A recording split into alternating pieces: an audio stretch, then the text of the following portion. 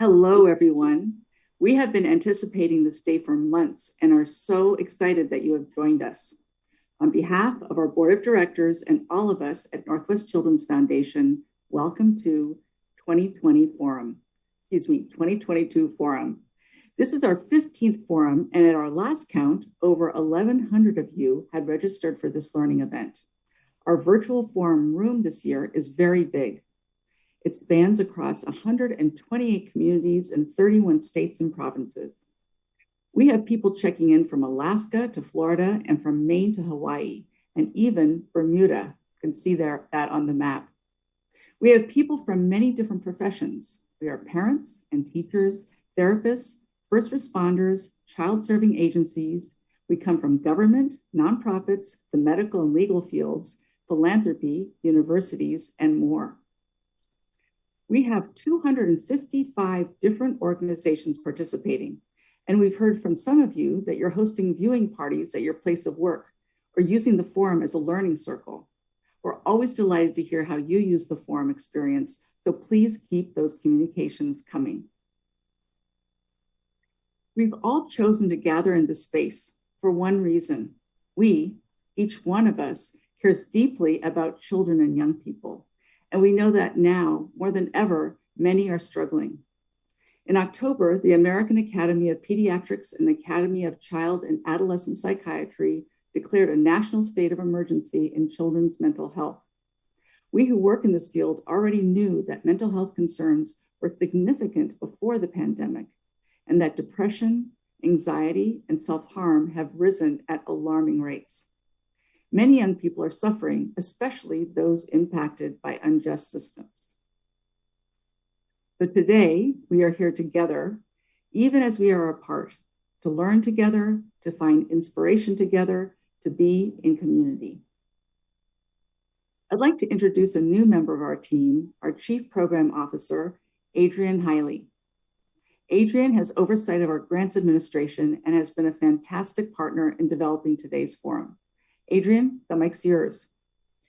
Thank you, Victoria, and hello to all of you. I am delighted to be here with you today. For those of you that just getting to know us, I'd like to share a little bit about Northwest Children's Foundation. Our mission at Northwest Children's Foundation is breaking the intergenerational cycle of child abuse, neglect, and trauma. We envision a world in which all children thrive in safe, equitable, and nurturing communities. And we know that our mission can only be fulfilled by putting racial equity and social justice at the center of every aspect of our work. Northwest Children's Foundation is a nonprofit, and we are a public foundation, which means we raise money from our community and invest it back in, specifically to break the intergenerational cycle of childhood trauma. We do this in two primary ways. First, we make strategic grants to agencies working on the front lines with children and families. And since 1985, we have invested more than $20 million in programs in our region. So for our many partner agencies that are listening, we salute you and thanks for being with us today. The second way we invest in our community is by providing transformational education and training experience like this forum on intergenerational trauma and healing. Bringing together a cross-section of our community like this to learn together is vital to strengthening us as a community and our field of child and youth advocates. So I hope you can tell I'm super excited to be a part of this collective learning opportunity today and to be sharing the experience with all of you. Next, we have just a few reminders and tips to optimize your learning experience today. On the landing page, you will see 3 links under helpful resources. The first of these opens today's program. In addition to a complete schedule of the day, you will find bios and photos of our 5 wonderful, amazing, and inspiring speakers. The second link will take you to information about obtaining continuing education credits for attending this forum. The program has been approved for 4 hours of CEU and STARS credits. And then the last link is probably the most important link, in that it is a link to our feedback survey. Your responses today will be the foundation as we begin planning next year's forum. So our ask is pretty simple. Help us grow by taking a few minutes immediately following the forum to complete the survey. Also, we have closed the chat function for now, but we still will be using the chat area on your screen for announcements later today. You'll notice that we have closed captioning on to make this event as accessible as possible. If you would prefer not to see the closed captioning, you may turn it off at the bottom right corner of the player. Just click on that button labeled CC next to the cog wheel. And finally, we've definitely planned for today's event to run smoothly, but it is a live event and sometimes the unexpected can happen. So thank you in advance for your grace and understanding in the event that it does. Before I turn it back to Victoria, I have just the absolute great honor of asking you to join me in thanking our forum sponsors. Thank you to Premier Sponsor, Premier Blue Cross. We so appreciate your partnership. A big thanks also to longtime partner and advocate sponsor, the Thomas V. Gittens Jr. Foundation.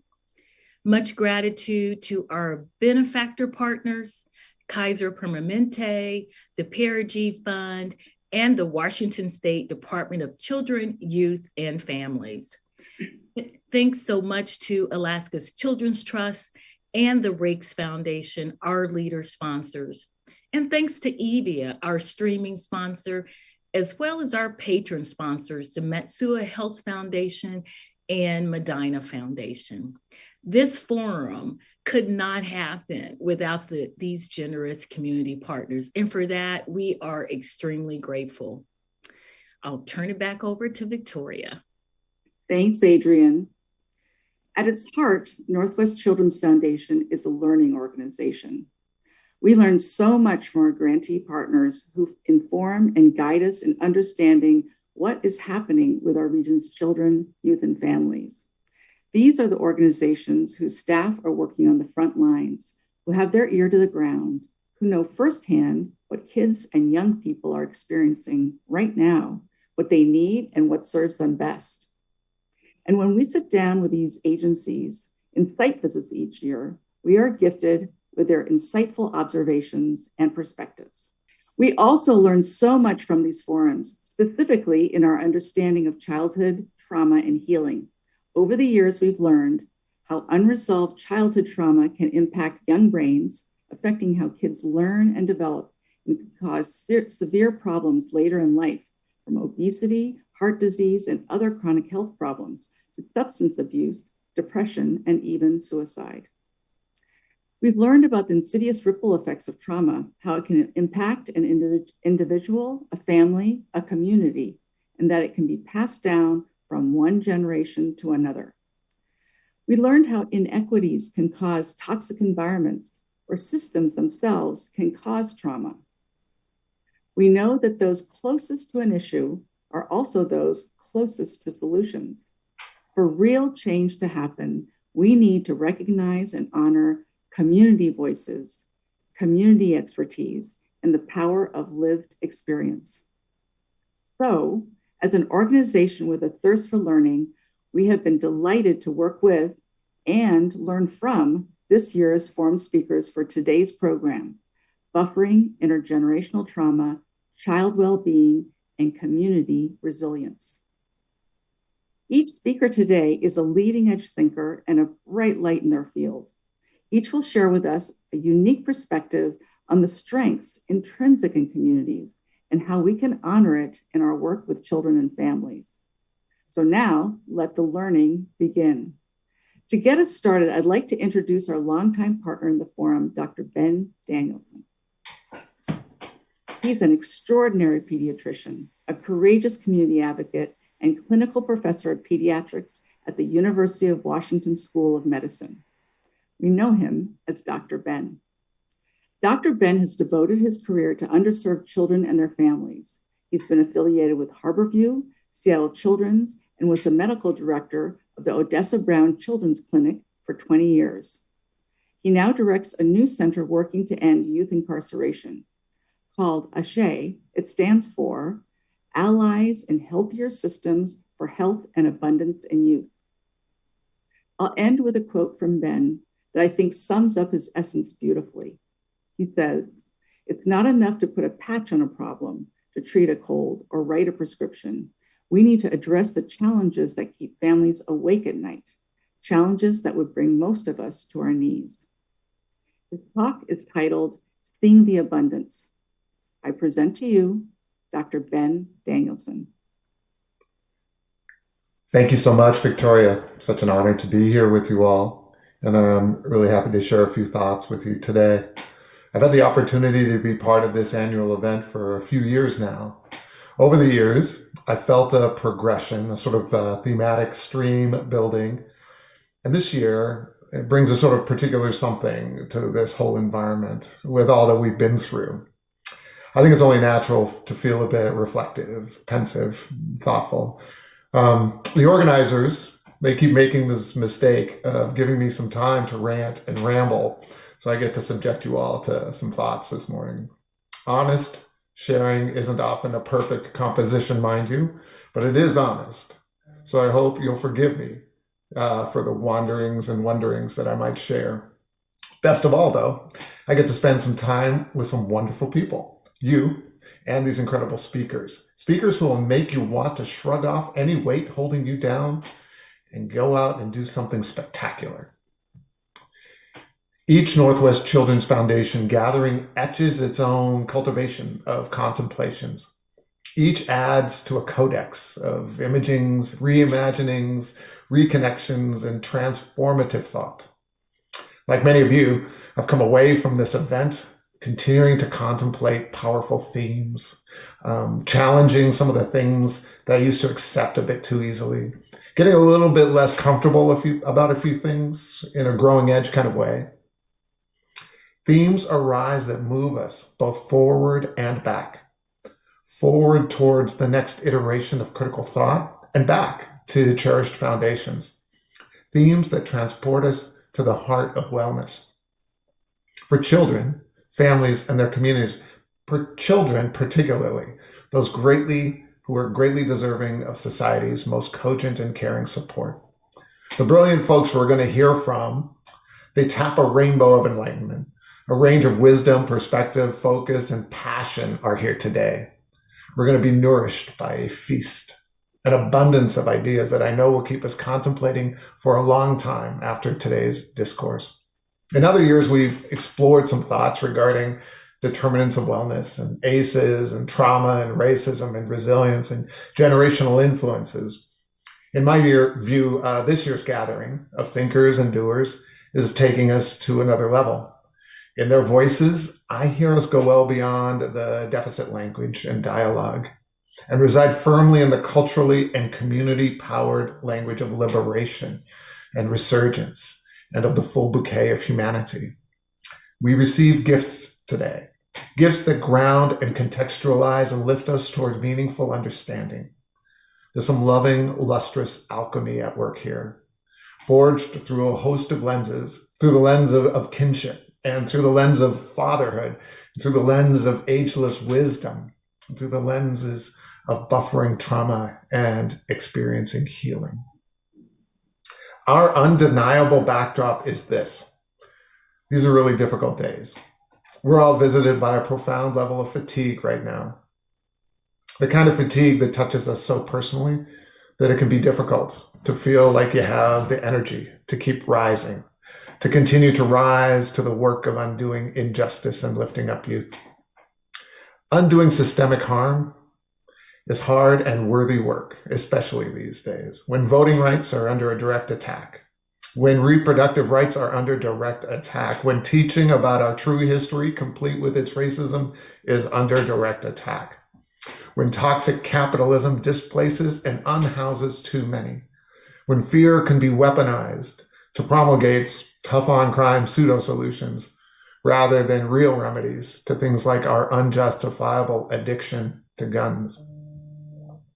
Yes, undoing systemic harm is hard, worthy work these days. As we watch different versions of othering and hate propagate, anti-Asian hate, anti-Semitic, anti-non-binary, anti-Black, us versus them, me versus you, thin societal cracks are more like unbridgeable chasms now. It's hard work. It's hard work in this environment because this kind of environment feeds the criminalization of poverty and of pigment.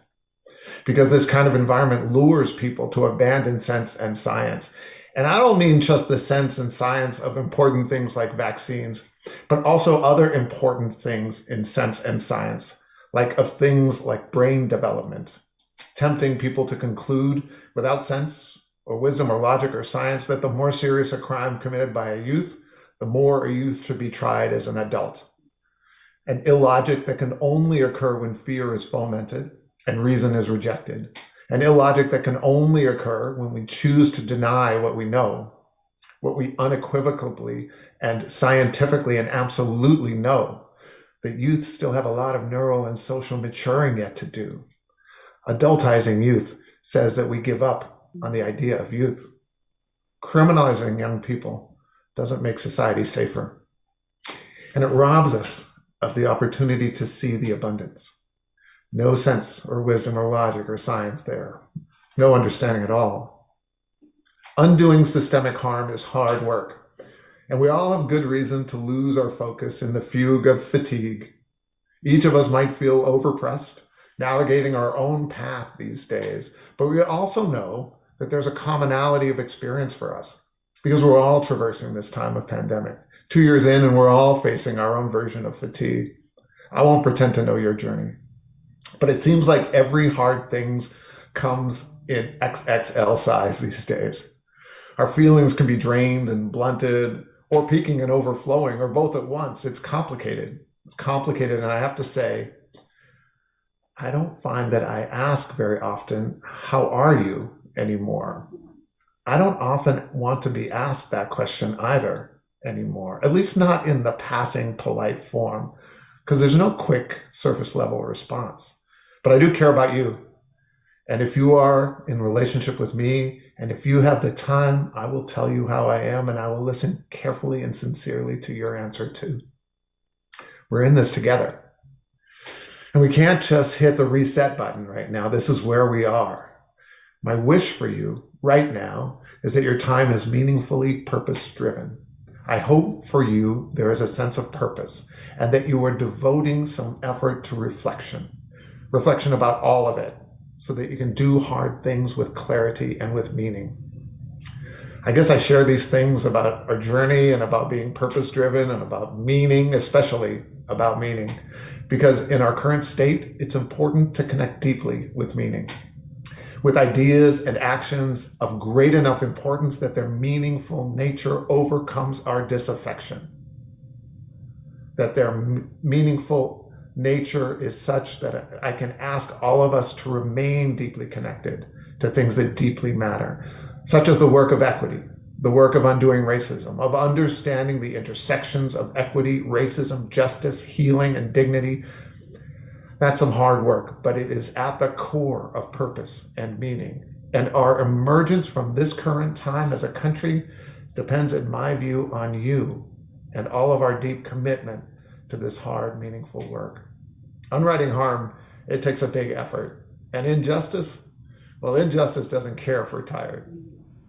But you and I know it's always the right time to do the right thing, including right now. It's important to remember that we are woven together in a fabric of co-destiny and that we are immeasurably stronger together than we realize. It's hard to ask any more of each other, any more of us these days, but maybe, just maybe it's more about asking less of society in a way. Yes, I said that. I said less, because I firmly believe that oppression must be tiring. must itself be exhausting. It seems like hard work. Oppression is the harder work, surely. Holding other people down, squeezing your eyes shut and covering your ears firmly to block out wisdom, expending energy justifying systems that are unjustifiable, spewing misinformation, seeking the scarcity that says your gain is my loss rather than the abundance that says that there's plenty for all. Even being inactive in the face of oppression is draining. It is soul depleting. Yes, oppression is the harder work. I think it's okay to feel fatigue, to attend to our needs for care and restoration, to treat ourselves as well as we treat those we care about. Yet it doesn't mean letting go of the worthy work, especially if we can re-energize ourselves. I believe we can tap into an energy amplifier, a supercharger of kinetics and spirit, and that supercharger is called hope. And I submit to you that hope is a choice, not a passive or imposed condition. Hope is a choice that we get to make. Hope is a choice we get to practice. And in practicing hope, we are refueled, we are renewed, recharged, restored. Hope is a choice. I learned that from my elders, from those brilliant Black women, and from the look in the eye of every child I meet. Hope is a choice we get to make, and in making it, tap into power without measure.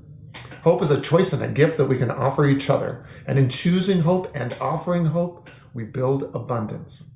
We find ourselves unstoppable in our journey towards a better world, on our journey towards unconditional belonging, on our journey to a beloved community. Choose hope, not just as an expression of faith or an unshaped optimism. Choose hope because it is an action that you can take and own and be propelled by. Choose hope because you notice things happening in the midst of all the other stuff. Hope because you understand the hard things, not because you pretend that they aren't there. Walk through the world in a way that is hope worthy.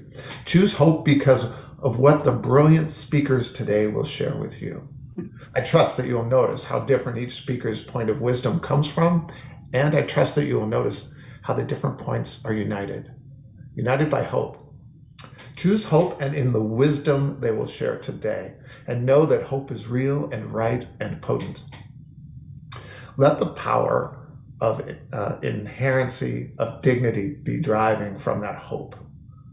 One thing I learned from my training in healthcare is the fundamental importance of dignity, of instilling a sense of dignity, treating people as deserving of dignity. Now, to be clear, medical school didn't really have all that much to say about dignity. I learned the value of dignity mostly from the people and legacy of a community clinic. When the clinic was started back in the late 60s, its first medical director coined the term quality care with dignity, a term that came to define the clinic's history. When I first started there a couple of decades ago, I don't think I fully got it, but I learned, like the Sankofa bird, about the present relevance of the herstory. And I was taught, mostly by brilliant Black women, about the crucial and enduring importance of being intentional about promoting dignity. I learned how healthcare systems, with their deeply rooted and ongoing racism, systemically deprive people, especially Black and brown people, especially low-income people, of their dignity. Dignity is fundamental to wellness, and depriving dignity is a serious injustice. Right alongside the canon of documented health harms of racism, right alongside the life-threatening nature of being a Black woman giving birth in our healthcare system, right alongside the worst outcomes for cancer care because of biased treatment based on the extent of one's melanin. I was taught and I saw that the life-poisoning experience of indignity is just as harmful as all of those horrific and tragically measurable differences in health outcomes wrought by racism. And you know this truth too. You see it every day, and you know your most ardent form of service to others is only a shadow of its life-affirming potential if it is not accompanied by the promotion and installation of dignity. We know and share this commonality of acute wisdom in our bodies, in the way we exist in the world, which makes us colleagues and collaborators and co-conspirators, harvesting abundance together. We share a common purpose purveyors of hope and dignity. Our inclination towards hope and dignity will be reinforced by the voices you'll hear today, and it will resonate, echoing back in sync with our own rhythms, reaffirming what we feel in our hearts, resounding with the retelling and bridging generations, or even making the notion of bridges unnecessary. This is the kind of knowing that the Sankofa bird offers. Sankofa is a word in the Twi language of Ghana that translates to go back and get it. It is symbolized by a stylized heart sometimes, or by a bird with legs and body facing forward and with its head facing back. Its meaning implores us to understand the past in order to divine our path into the future. If you care about the future, you better know about your past. Maybe it also means that being truly present, awake, aware, and actively participating in the present requires our feet's momentum pulling us forward and our heads providing a clear, informed view of our past. Maybe it also reminds us that past and present and future are not separable. And any moment, day, month, or even biennium that feels especially hard is also inextricably tethered to the other moments, the celebratory, the painful, the calm, the exhilarating, all of them, those we've seen and those we've yet to play our part in. This is Sankofa, and this is our time right now. I, for one, have learned in this time again and again these past months about the simultaneity of grieving and gratitude, of great trauma and profound joy showing up in the same moments sometimes. The Sankofa bird reminds us to remember what's important, what's meaningful, what's purpose-driven, to navigate today and be part of the sculpting of tomorrow. Sankofa informs action, infuses action with that bigger kind of knowing. Without Sankofa, we repeat the things we should not repeat, and we omit the things we should not omit. Repeating things can be a special kind of exhausting. Seeing struggles today that look way too much like struggles fought by generations before us, that means we haven't learned, haven't gained a deeper sense of knowing. For instance, I think about what we haven't seemed to learn about the difference between equality and equity. How the efforts to advance equity are stymied sometimes by an appeal to equality. Think about your experiences. Perhaps you see this recurring theme too. A leader with what we've come to call good intentions invokes the idea of fairness by calling on equality when the situation actually calls for equity. Listen closely, and you'll hear it happening around you. I heard this recently in an academic professional setting where a leader identified a need for equity, a desire for equity, and expressed a desire to recruit a BIPOC faculty member, but didn't want to expend resource to recruit and close the deal because it wouldn't be fair to the rest of the faculty. You see that? The slide from equity to equality happens easily and quickly, and it even kind of sounds rational, but it is important to notice what's happening. What's happening is that equity isn't that important after all. Equality will continue to favor an already privileged group. Equality will maintain inequity. In a way, equality language is uninformed fairness. Equality is fairness without a sense of real understanding, of knowing. Equality is addressing the present without using Sankofa. Equity is navigating with the bounty and benefit of Sankofa. So I think about the Sankofa bird with body facing forward and head facing back, learning from what we call the past, connecting past and present and future.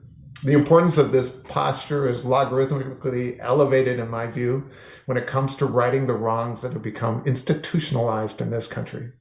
When it comes to righting the wrong of youth incarceration, especially, which doesn't work, doesn't provide real justice, isn't the accountability we wish it was, doesn't actually make us safer, isn't equitable, isn't informed by understanding, let alone knowing about anti-racism or brain development or mental health or public health. Youth incarceration is indefensibly wrong, and yet it persists.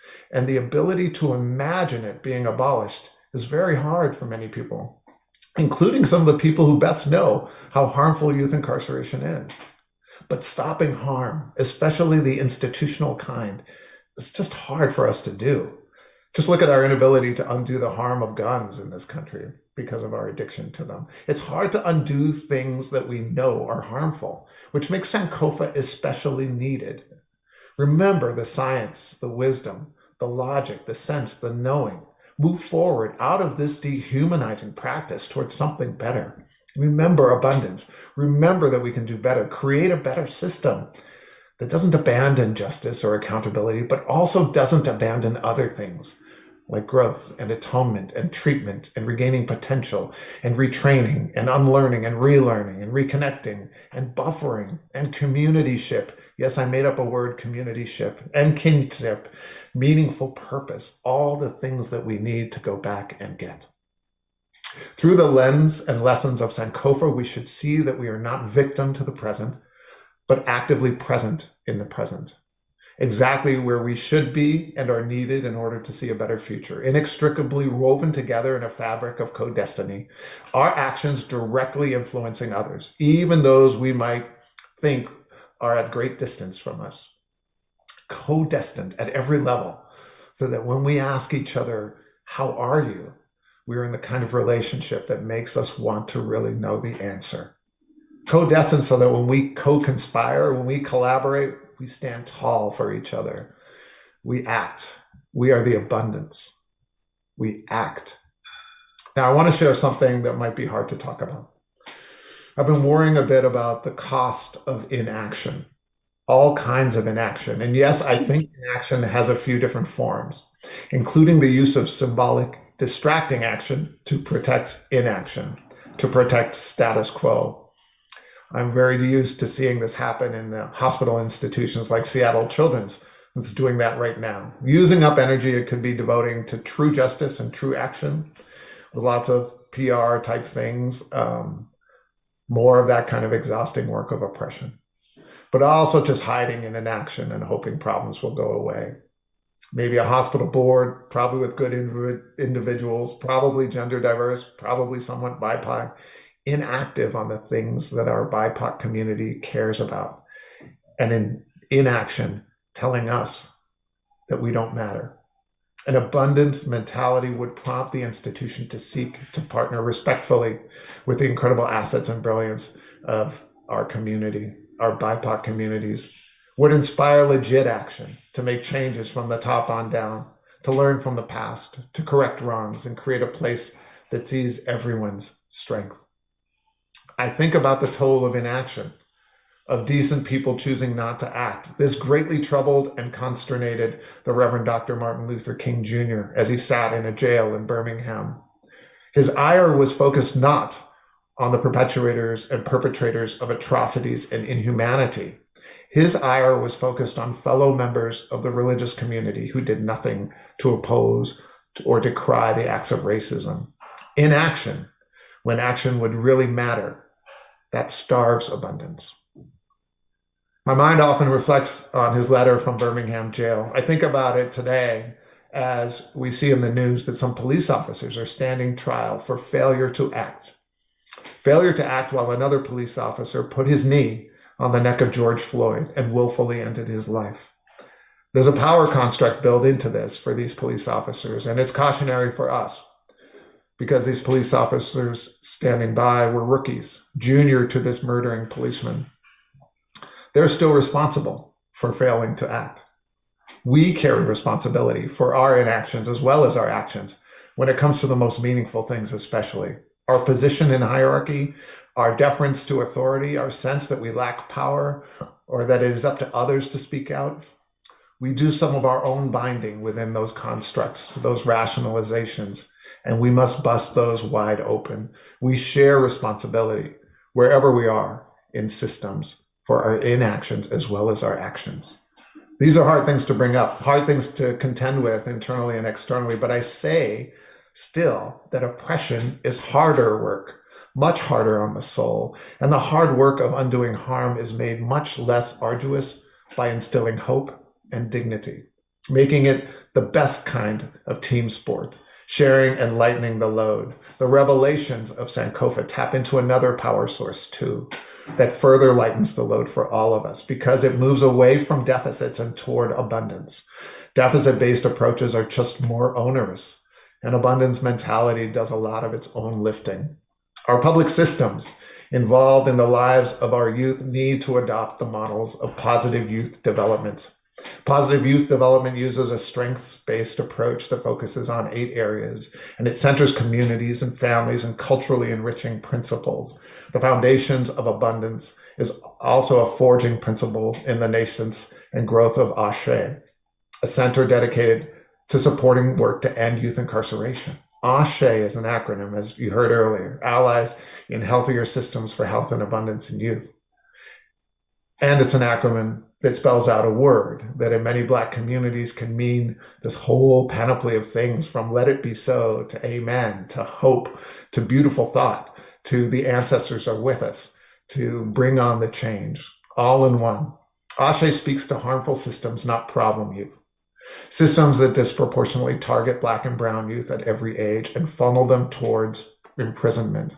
ASHE names the abundant potential of youth and our society, a societal duty to see that and realize that light in every young person. ASHE seeks to support the good work being done mainly in communities to create alternatives to incarceration. ASHE lifts up the efforts of many, especially those with lived or living experience, who have been devoting their lives to ending youth incarceration. ASHE hopes to put convening and catalyzing momentum behind King County's commitment made in June of 2020 to end youth detention in the county by the year 2025. The goal the county laid out might seem audacious. It would be easy to sink back into the beanbag of inaction, say it can't be done well, and relegate it to pipe dream. For me, I'd rather try to realize a pipe dream and smash a prison pipeline. As a person trained in pediatrics and taught by community, I know that this represents the biggest opportunity we will see for a population of Black and brown youth to realize better wellness. I know that this compels us as a society to believe in youth and invest in young people in a radically different way. It is an opportunity to manifest hope and dignity in practice, to acknowledge that we are all major influencers when it comes to whether or not a young person, especially a Black or brown young person, will know opportunity. It is taking action to undo something that is undefensibly harmful. It is the kind of work that can rebuff racism, pull us out of a fatalistic malaise. It is the kind of effort that requires many hearts, and you are all welcome to join. It is hope. It is dignity. It is Sankofa. And thank you. I want to thank you for walking this meandering but purposeful path with me for a little while this morning. I hope that my sharing, they aren't too hard to hear. Like I said before, they're an honest chronicling, and they come from a loving and caring feeling for you all. My wish for you all is more than I can aptly describe in a few minutes, but I want you to know that I see you. I see you for all your understandable fatigue and for all your radiant strengths. I know that you are much, much more than your circumstances. I know that you are abundant and able to do spectacular things. And just know that I believe in you. I believe in you, and I am not the only one. Thank you again, and I'll hand it back to Victoria.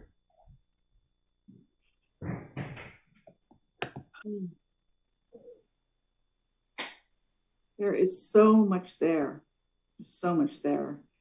Ben, thank you for your beautiful, powerful, challenging reflections that set us up for the rest of the day.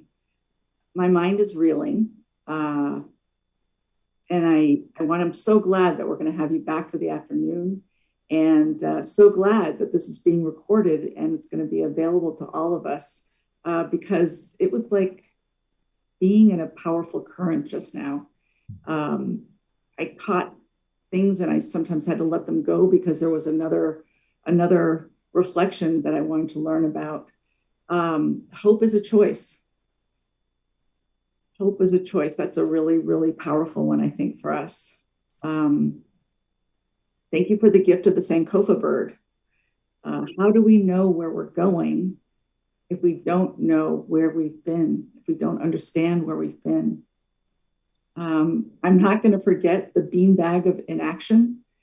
That's quite a visual. Thank you, Ben. Thank you always for just coming with all of it, with all of you and what you're thinking. Thank you. It's an honor to be with you all.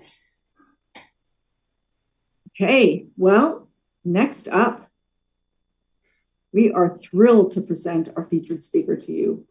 Dr. Candace Thomas is someone that we've had our eyes on for a while, and we literally jumped up and down when she said yes to speaking at our forum. And you'll see why in a minute. First, the formal introduction.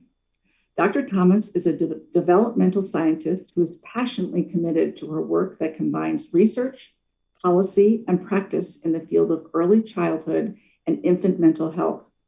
She's the executive director of First 8 Memphis, an organization working to build the early care and educational systems of Memphis and Shelby County, Tennessee. Dr. Thomas shines the light on the concept of buffering intergenerational trauma, illustrating how both trauma and wisdom are imprinted from one generation to the next. She's nationally recognized for her lead role in creating the diversity-informed tenets, a framework and approach that helps organizations and systems working with children and families to incorporate diversity, equity, inclusion principles into their work. She'll be sharing some really interesting research along with some mindful techniques that will benefit all of us. Please enjoy. And without further ado, here's Dr. Thomas. What a deep, deep honor, Victoria. Thank you for the beautiful introduction. And I am just sitting here moved by Dr. Ben's opening. I feel like it was a mix of a sermon, a Dharma talk, and everything in between, from people that we look to for grounding and to help us in our different spiritual religious practices. And I'm just so incredibly moved by it. So I feel a deep honor and gratefulness to be here today, and for you and your team for the amazing invitation and the ongoing support and scaffolding over the last 6 months as you all have prepared for this. And obviously for Dr. Ben, and then the panel conversation that we're going to have following this. So thank you so much. I also want to say hello to Washington State. I have a very close colleague there, as well as other colleagues and friends. So it's good to be with you virtually. Welcome to Memphis. Sorry that I wish I could be there in person, because we could have all had dinner or something before or after this. But I welcome you all to Memphis, where it is 60 degrees here and sunny, or partially sunny today. And it's amazing to now live in the South and have Southern winters. But again, really, this is an incredible honor. That opening was moving. I am still adjusting to its beauty and the wovenness of your words, Dr. Ben. It was just incredible. So thank you. All right, everyone. Well, there are 1,100 plus of you, and we're in a virtual environment. So I'm going to be sharing my screen, and there will be opportunities for us to engage a tiny bit over the next hour and a half. I hope that when I prompt you to be in the chat box, you will, because that's really the only way for us to be in touch.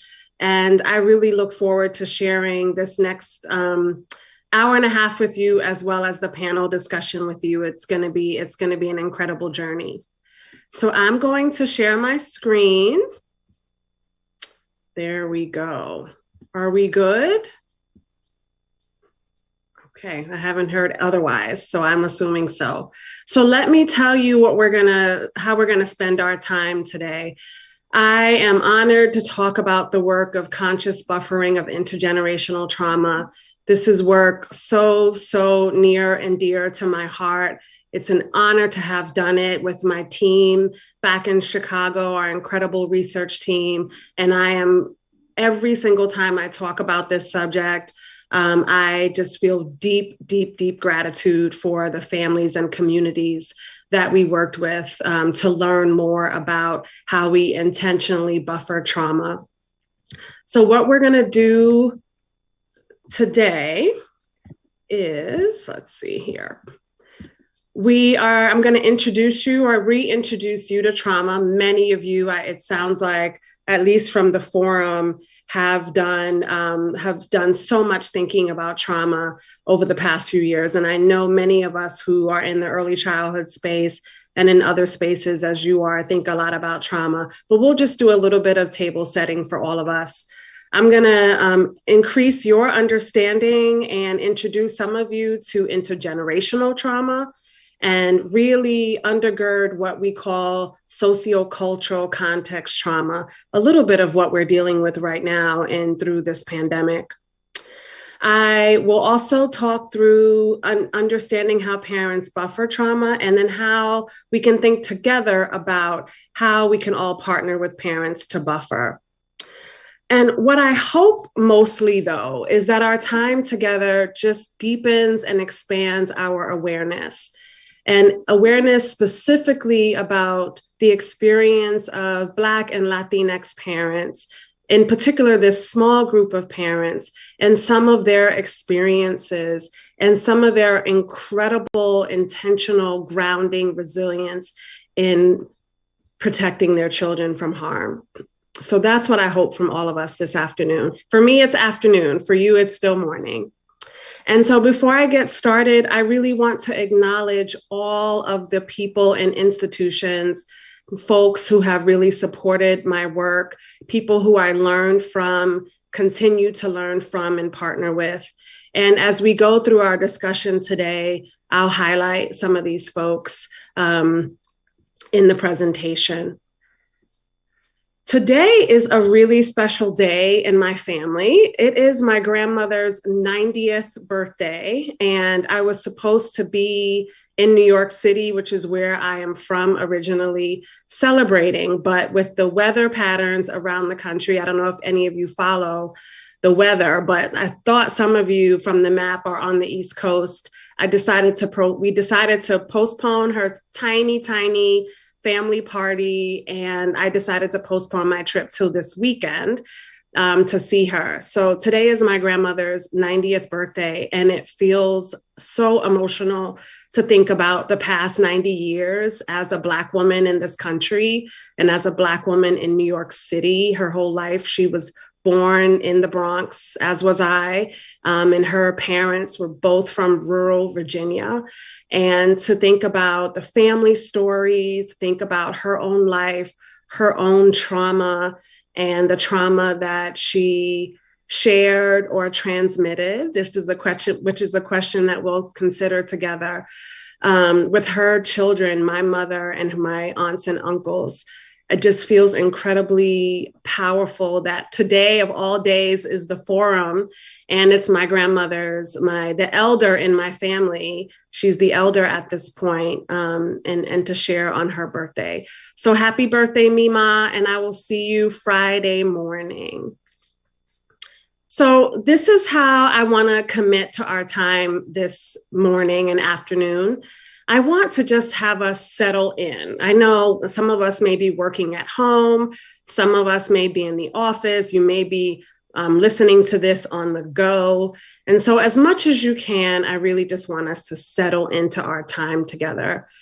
If you're familiar with our incredible work on diversity-informed practice or the diversity-informed tenets, you may be familiar with these commitments. I commit to you that I'm going to be present with you and engaged with you, and I'm listening to myself and will be listening to all of you during our time, that I am taking risk by being here and sharing this incredible work with all of you. And I hope that our time together, you take a few risks, whether you expand knowledge in one way or another, or you say something in the chat that you may not typically say in other Zoom sessions, or that when I ask you to do some reflection, you actually take the time to do so. So I hope that these commitments are helpful to you and help guide your time together as they do mine. So I mentioned the tenants and our tenants' commitments, and that's how we always start. If you know anything about myself and our dear tenants colleagues around the country, no work can happen Nothing can happen intellectually, spiritually, with family, friends, and in your workspace without grounding in where am I? What am I bringing to our conversation? And so I start this with the tenets. And as you know, the tenets are a set of aspirational principles. They're a stance on how we want to be when working with communities, families, and systems. And our aspirational principles are really a navigational tool or a benchmark in helping guide us and guide our work and our ways of being, both with ourselves and with others. And in many, many ways, we see them as the very, very beginning of a lifelong conversation and lifelong journey. So I believe I shared the tenets as a handout, but you can easily find them on our website if you don't have them with you. I want to ground us in tenet number 1, because no work we can do on behalf of children and families can happen without understanding what we're bringing to that work. And so tenet number 1 is about us. It's about our own deepening self-awareness, or as our colleague Carmen Rosa Noroña says, critical self-awareness and critical reflection.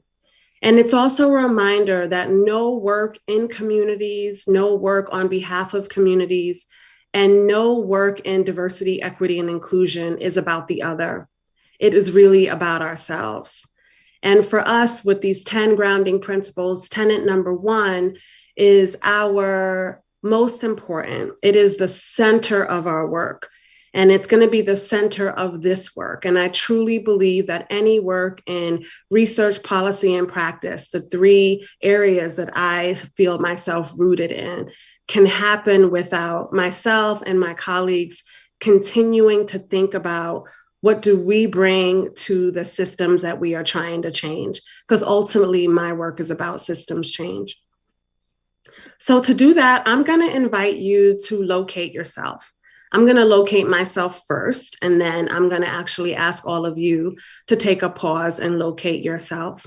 And if you haven't read D. Watt Jones's 2010 article, please do find it. Here is the citation for you. It's the article is a argument that says that any therapist, and really anybody who is working with or on behalf of children and families, really has to sit grounded in understanding their key identities like race, ethnicity, class, gender. And you'll see in the next slide that I show you that I'm going to be talking through key identities. But before I locate ourselves as scholars, as early childhood practitioners, and I want to actually tell you all who's here today, because it is a part of your location of self. So actually, the Northwest Children's Foundation shared that the 1,100 people is tremendous. And I think this actually may be my largest audience that I've ever spoken to. I had another large audience years ago, and it was also via Zoom. But of the 1,100 of you, most of you, it looked like more than 40% of you are direct service providers for children and families. So there's that location. Some of you are government and child services folks. Some of you provide mental health. You are law enforcement or in the legal field. Some of you are in school settings, healthcare settings, a foundation or philanthropy. You may do public policy and advocacy work, research, and all of us are in community. Most of us are family members, and many of us are parents. So that is sort of the beginning. That's what you shared when you either joined today's forum or when you registered. But now I want to ask you to go a step deeper in thinking about who am I? What is my location of self? So I'm going to start with me. So again, these are the categories used from D. Watt Jones's 2010 article. And I added a couple of categories to really full out and to be reflective of the diversity informed tenets. And I do this because, again, my personal experience, our personal experiences, our families, communities of origin, the way we have been socialized professionally, all shape how we do our work, how we work together, how we are with others. And you'll also see how my identities, the things that I lay out for you today, also comes through in the rest of our time together. So I am African American or Black. I have a medium skin tone, and I am third generation from the American institution of enslavement. So as I said, with my grandmother, whose birthday is today, her mother and father both migrated separately from Virginia. They did not know each other in rural Virginia at the time in the early 1900s. They migrated separately from rural Virginia to New York City, to Harlem at the time. And so my grandmother's grandmother was enslaved in Virginia, as were her grandparents on both sides. I also have family, two sets of our family tree who were enslaved in South Carolina, as well as in Northern Florida and Georgia. And every branch of our family tree, really just followed the road north. Some parts of them, not all members of my family moved north, but many did. And that's how I became third generation New Yorker and a Northerner because of family trajectory. My ethnicity is almost unknown, except for the fact that one of my brothers did a DNA test about 10 years ago when they first came out. And we learned that we are full-blooded siblings. So I'm associating whatever his results were with my own results. And we learned that he is 80% West Sub-Saharan African and 20% British. Of that 80%, most of our DNA comes from Nigeria. And then we have DNA from Benin, Togo, Ghana, Senegal, the Ivory Coast, and other parts of the West African diaspora. I am cisgendered, so I identify with the gender that I was born into. And I, through markers of education, I have been one of the 10% of people in the country that moved class lines. So from a working class family growing up in the projects of New York City and the Bronx to a solidly middle class person because of education and education opportunity and risk. I'm straight. I am not religious, though I do meditate. I meditate very regularly. I'm a part of a meditation group, and my meditation experience and that healing really inspired my thinking about intergenerational trauma and healing.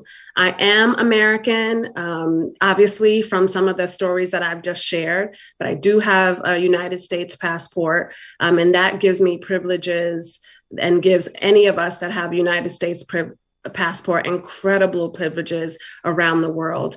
I am able-bodied, and we often don't sit with some of the privileges we have around ability status until there may be a challenge. And I had a recent challenge over the last 2 weeks, and it was such a reminder of the privileges of being able-bodied. And then, as I said, I'm a New Yorker. I'm the oldest child, so I definitely am a little bit bossy. I grew up in the Bronx, which at that time in the 70s and 80s was African in my neighborhood, African American and Puerto Rican. So I had the incredible honor to grow up with speaking Spanish and to be nurtured by my two Glorias who cared for me as a young kid. And I went to boarding school for high school. So I left home, I left the Bronx at 15 and went to boarding school in Western Massachusetts. So all of this shapes my interest in understanding families, understanding trauma, working at the intersection of research, policy, and practice. So I am asking all of you to pull out a writing instrument, a pen, pencil, marker, and to pull out a piece of paper. And I want to give you 2 minutes to begin to just jot down what are some of your locations of selves according to these categories. And to just think about, and maybe also journal or jot down, how has that shaped your work experience, the reason why you're here today, your an experience you had recently. But how does location of self and what you bring from your family of origin, community of origin, present day identities, and how does that shape what you're bringing to your work today? So I'm going to pause and I'm going to pull out my phone and give you 2 minutes of reflection.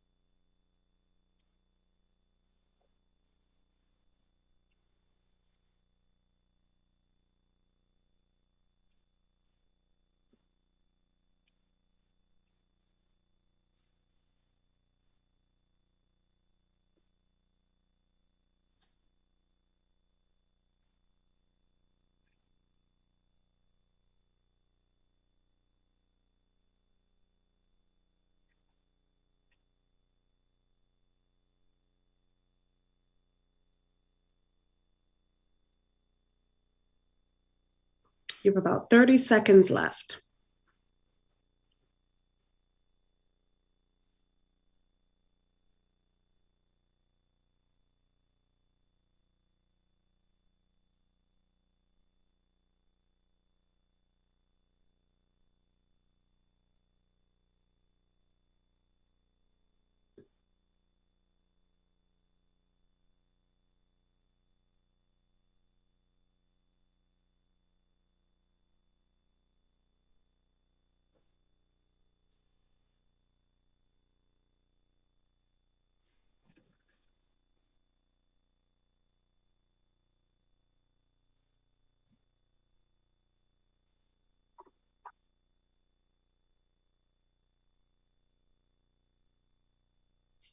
Okay, that was nearly not a ton of time, but I hope it did give you an opportunity to slow down and to think about your family of origin, community of origin, and other markers here of reflexivity and location of self. So I'm actually going to ask you, and I know there are 1,100 of you, but it's so hard to do a reflection exercise and not to know if there were any aha moments or anything new or different that you learned about yourself. So I'm going to ask that our team would mind looking at the chat box and seeing if people would share any aha moments or anything new that they learned about themselves in this very, very quick reflection this afternoon. So teen, was there asking all of you to just, if you've learned anything or any aha moments, if you wouldn't mind sharing in the chat box for others to see. And if the team wouldn't mind sharing a few of the reflections.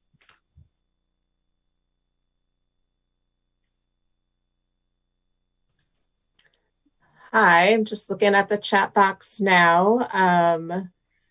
We did have some people enter in just questions about terms, as someone asked, challenge you not to use the term able-bodied, as it can insinuate that people with disabilities are not able. Questions about how you might describe a marker of class. Several people who said, someone who said would not equate that I was raised with a thought of class, such as it is in the past, and I don't know how to label myself. Others, gave their own location of self, Black, African American, gender, female, lower class, straight. So these are some of the things that are coming up. Somebody said, I hadn't thought about my fully able body as being important until just now. Thank you. That's a really helpful aha moment. Thank you. Well, if there are any other aha moments, your questions are incredibly important, and we'll try to address them throughout our time together.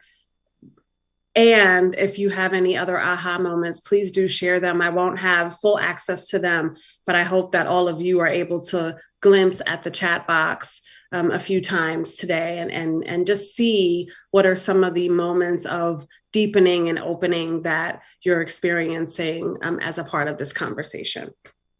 Thank you. Thank you, team, for sharing the chat. And we'll do that a few times in the next hour. There are gonna be moments where I ask us to pause, and I'll be asking for all of you to make note in the chat box, and then I'll be going back to the team and asking them to share. So thank you. Okay, so we are going to spend our time right now. I'm going to introduce and reintroduce trauma. And as I said, many of you are familiar with the term. You're familiar with what are traumatic experiences, and you're also familiar with being a trauma, and many of you may be familiar with what it means to be a trauma-informed organization. I just want to set a level playing field, just in case there are some of us who are a little bit less familiar.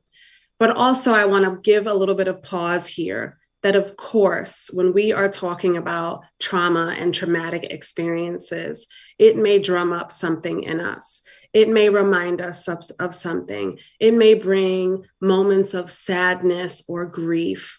And I hope that if there are moments in this conversation where that happens, that you pause and you take some deep breaths. And if you need to, since we're all working or at home or somewhere, we're not in a conference ballroom, please go ahead, get a cup of tea, find yourself a comfort object or whatever you need. But also, most importantly, recognizing when you're feeling any discomfort and where in your body does that discomfort lie, and to be listening and noticing as much as you can. I recognize that this can be a difficult conversation. I hope you can sit with it and do what you need to be a part of it. So, defining trauma, making sure that we're all on the same page. Just going to review the definition here, that trauma is, right, this intense physical experience with intense physical and emotional stress. It can be emotionally harming or threatening. It can have lasting effects on us, social, emotionally, spiritually, physically, other parts of our well-being. And it can be examples of all of these things: emotional, physical, or sexual abuse in childhood and in adulthood, assault, violence, sudden loss, cultural dislocation, war, terrorism, natural disasters, medical procedures. And we are all experiencing the collective trauma of being almost 2 years in a global pandemic. What I would argue is that trauma can happen every once in a while. So it can be single action activities. It can be multiple and happen over a series of time. But trauma is also intergenerational, and it's a multi-generational experience of phenomena. And so there is a continuum of trauma, from acute trauma being, again, the one single incident. You know, sometimes you may go to the doctor, or your MD, or your nurse practitioner, or your nurse may say, oh, this is an acute blah, blah, blah. That means one time, shouldn't continue to happen. Chronic trauma is a series of events, something that's long lasting. You may have a chronic illness. Unfortunately, when I have moving to Memphis and I'm meeting new MDs, they tell me that I have chronic asthma. That is not something that I want to hear, but it's something that is lasting, is long lasting. And then obviously complex trauma is used to describe multiple traumatic events. And what makes it complex is that they may really compound one another. And at the end of the continuum is toxic stress, which is a term, as you know, that's been used in the scholarly literature, and it represents an experience that all of us may have in different ways. And in sort of this ongoing, pertinent experiences of toxicity, which may be difficulties around being housed or being homeless, or other experiences that are compounded in this society by having a lack of resources like hunger or frequent loss. And some people argue that poverty is a part of the toxic stress continuum. And I actually really still struggle with that. I don't see poverty in and of itself as toxic stress. I see factors that contribute to poverty, and some of the causes of which poverty prevents some of us, some things of which poverty prevents some of us from attaining, as being incredibly stressful and can be toxic, can lead to toxic stress. But I do not see poverty in and of itself as toxic stress. And so what we do know is that trauma is universal. It impacts everyone. But in this context, in the United States, trauma disproportionately impacts Black and Brown communities, African American or Black, Latinx, and our Native American or Indigenous communities. And because trauma is universal, so all of us have had some sort of trauma along the continuum, there is an approach that has been recommended and implemented by organizations and systems of care. Many of you have possibly implemented trauma-informed care into your organization or in your work. And it really is just an approach. It's an approach to services. And it really helps change our framework and change our thinking about what has happened to you from what is wrong with you to what has happened to you. And we hope that moving to a trauma-informed care approach helps us really understand the full context in which people live. And what it is really is just talking about the elephant in the room. So this elephant says to the therapist, I'm right there in the room and no one even acknowledges me. And so that is what a very, very simplistic way of saying, I'm thinking about how does trauma-informed care change our perspective? And so in what ways have you, your organization, department, program, taken steps to be trauma-informed? This is a chat box opportunity, everyone. So take a moment.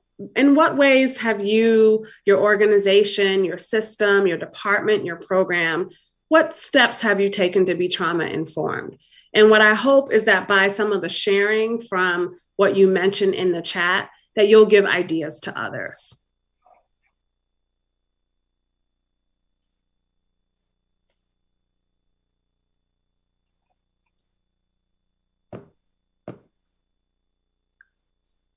Okay, team. So when you're ready, and there are a few answers in the chat, if you wouldn't mind sharing 3 or 4, that would be amazing.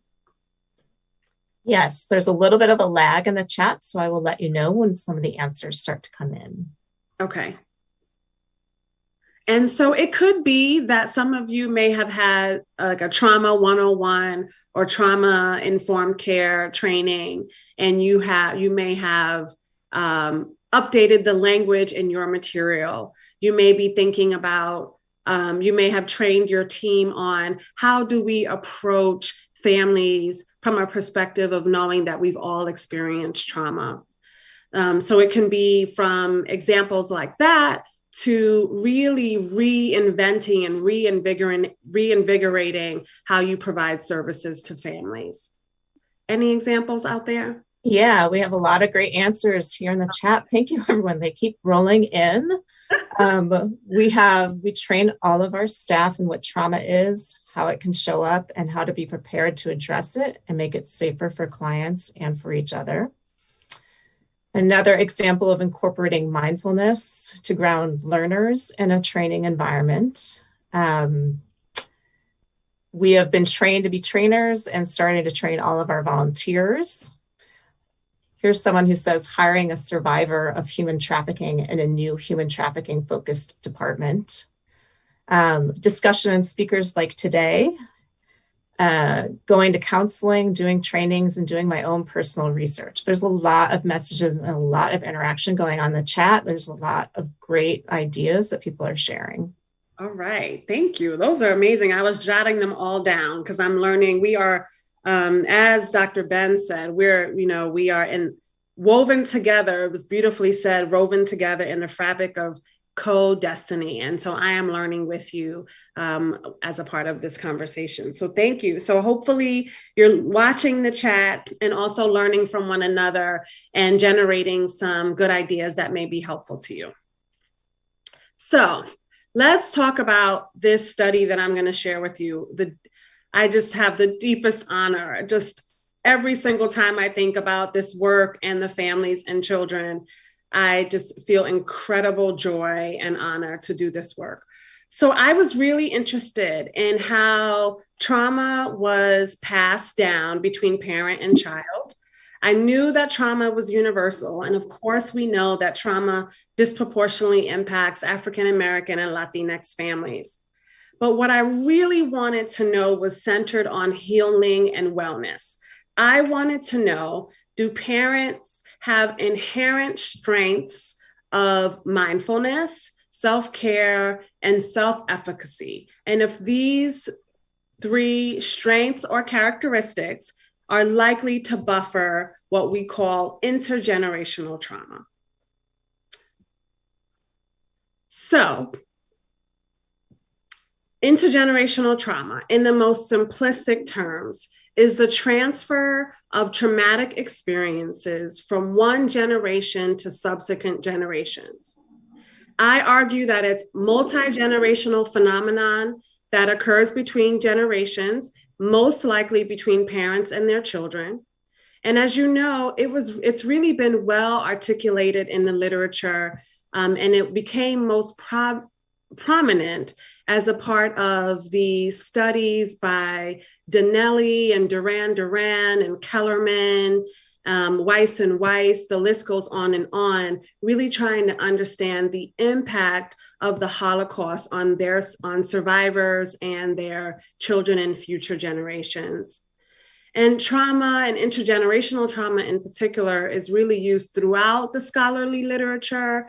It's used in clinical case studies and policy. We talk about intergenerational poverty. And so we really think about the intergenerational phenomenon that really is prevalent in our society. And you know what scholarly work and policy and advocacy work do, in my opinion, and I'm one of them, that I'm a part of this field and a part of this work, it really highlights and underlines what we already know intuitively. So we have all known that things are passed down between family members. We have those moments of, whoa, I sound just like my mother when I said so-and-so. Or those moments of, oh, wow, they experienced that and I'm experiencing it too. So it really is something that we've known intuitively, spiritually, we've known, and now our scholarship and our science are catching up with it. We know that it is universal, again, but disproportionately impactful. So I want to ask you again, another chat opportunity, because I can't do this without talking to you all. Apologies, team, for asking you to go back and forth. But I do want to know, how do you think about, or what do you think? How is trauma transmitted across generations? How do you think it's transmitted?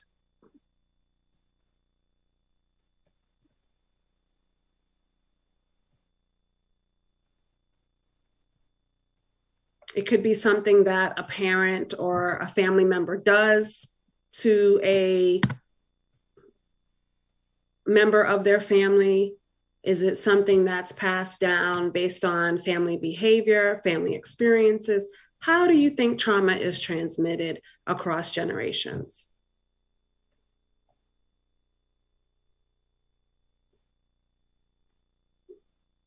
All right, team, anything in the chat? Yes, once again, we have a lot coming through quickly in the chat. So let me see what I can find here. Epigenetics is mentioned, modeling behavior, systemic racism, and how we parent our children. Mm-hmm. Communication, modeling stress hormones, and stories and family experiences, and by the continuation of the family dynamics. Perfect. Thank you.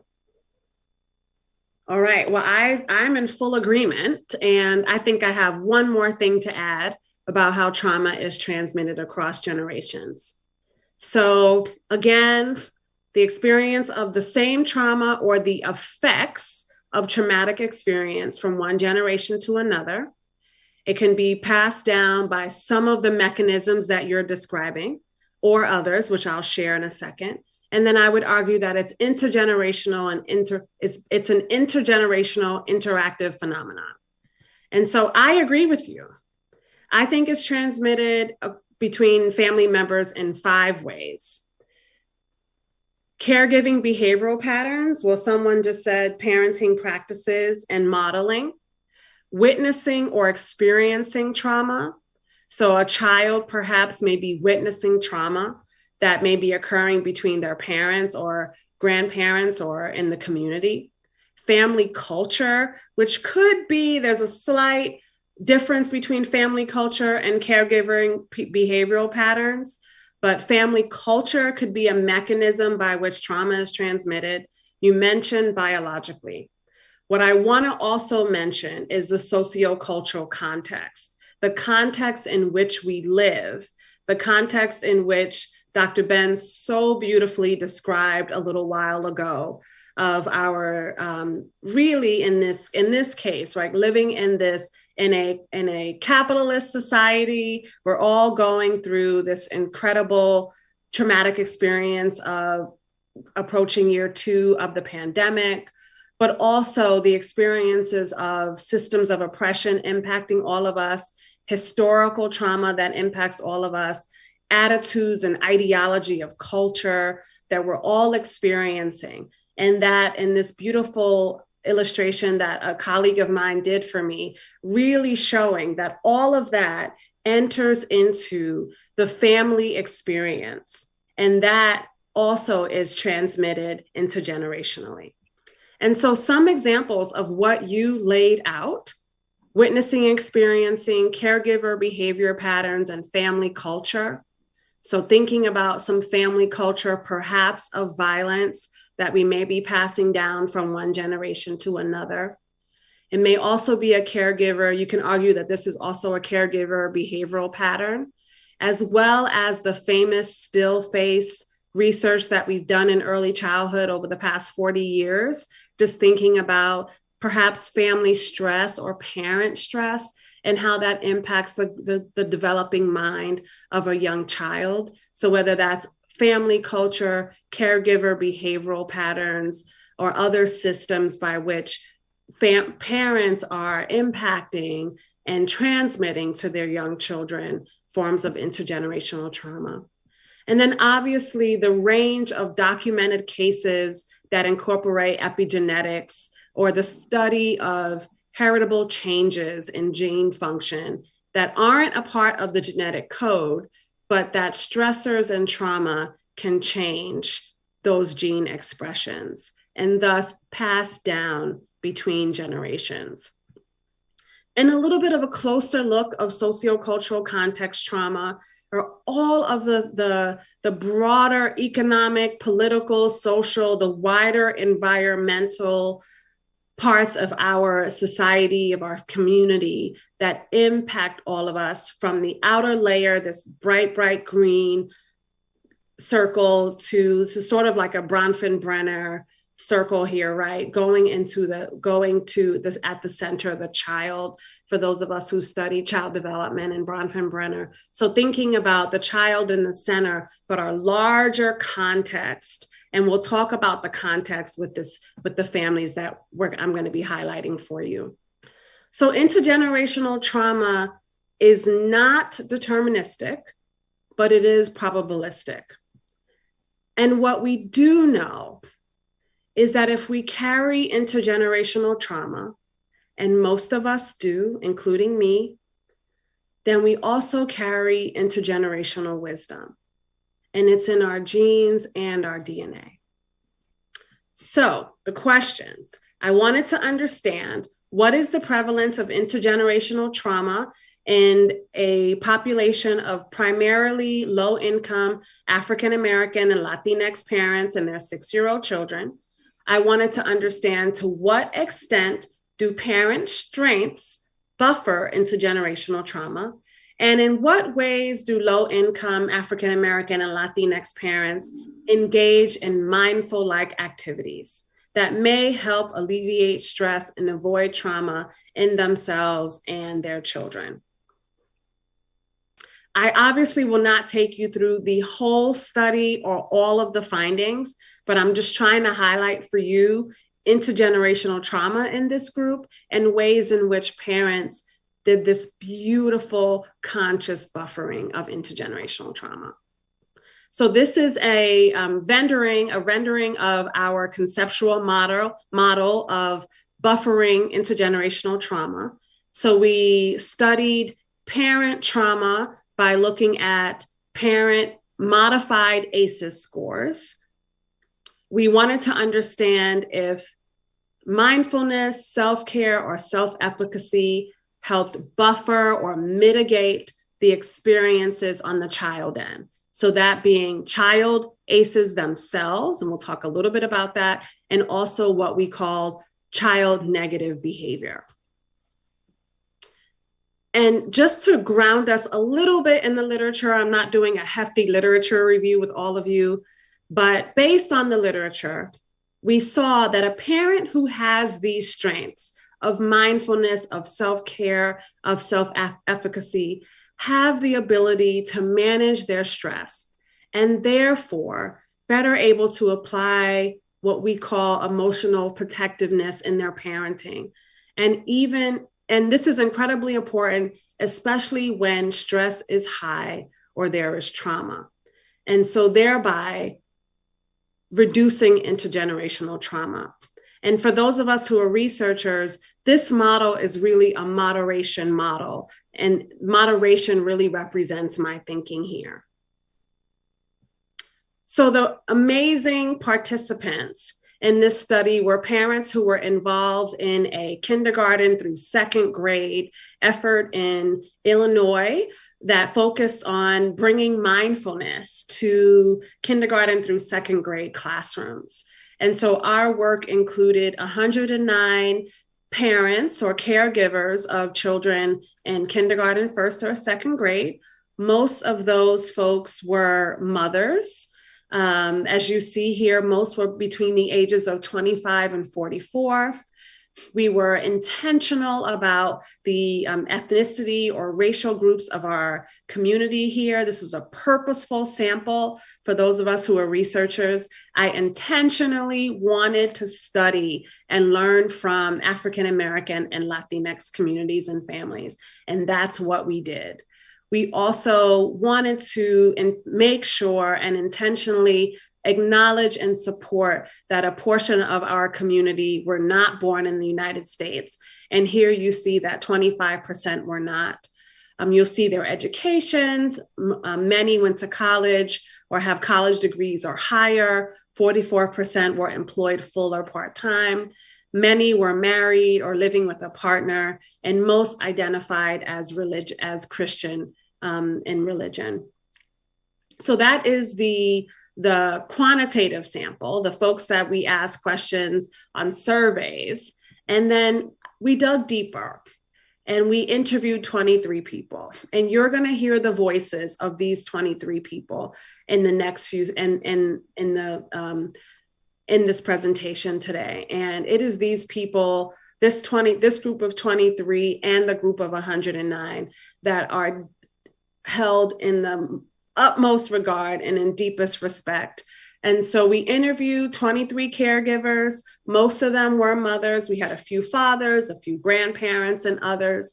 They still were 25 to 44, again, intentionally interviewing a Black and Latinx sample, 61% Black, 22% Latinx, 74% of those born in the United States, and 26% first-generation American. Similar college, education, and relationship status. And another important factor here is what you see is that when we asked parents about mindfulness and we gave them a mindfulness measure, we did find that most of the parents in our study, even though our interviewee parents, 8 out of 10 of them said they never heard of the word mindfulness, they had incredibly high trait mindfulness scores. So here are some of the instruments for those of you who are either researchers or really want to know how did we get at the answers that I'm about to share. We used several instruments. This was a dissertation study, so we had, in some ways, some luxuries of really being creative and thinking about what instruments we want to use. And most creatively and importantly, I want to highlight that we measured using a modified ACEs questionnaire. And this is a questionnaire that we created to adequately study and to capture the experiences of intergenerational trauma between parents and their 6-year-old children. So it is the original ACEs score plus the Philadelphia ACEs, if you're familiar. And then we added additional measures related to sociocultural context, which we'll talk about in a minute. So the first question, what was the relationship between parent trauma and child trauma? And we wanted to understand that. Is there really a relationship? So often we know in the literature, we know hypothetically, we know through our clinical work, and we know from our own family experiences and our wisdom and intuition that there is a relationship, but I wanted to know it quantitatively. So there was a statistically significant moderate to strong correlation. So moderate to strong relationship between a parent's traumatic experiences and a child's traumatic experiences. So this shows that when a parent has more trauma, their children are likely to experience more trauma. Or when parents have more trauma, their children will likely experience more child negative behavior. Okay, makes sense? So it's something that you knew already, but our research study just put the icing on the cake with understanding this relationship. And so the second way we wanted to understand intergenerational trauma were through specific experiences. And this is related to the modified ACEs measure that I just mentioned.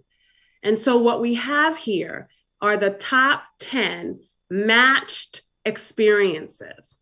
So this means that on average, 38% of the time, there was an exact match between the type of trauma a parent experienced between the ages of 0 and 18 and the type of trauma that they reported to their child. They reported about their child, and their child was approximately 6 years old.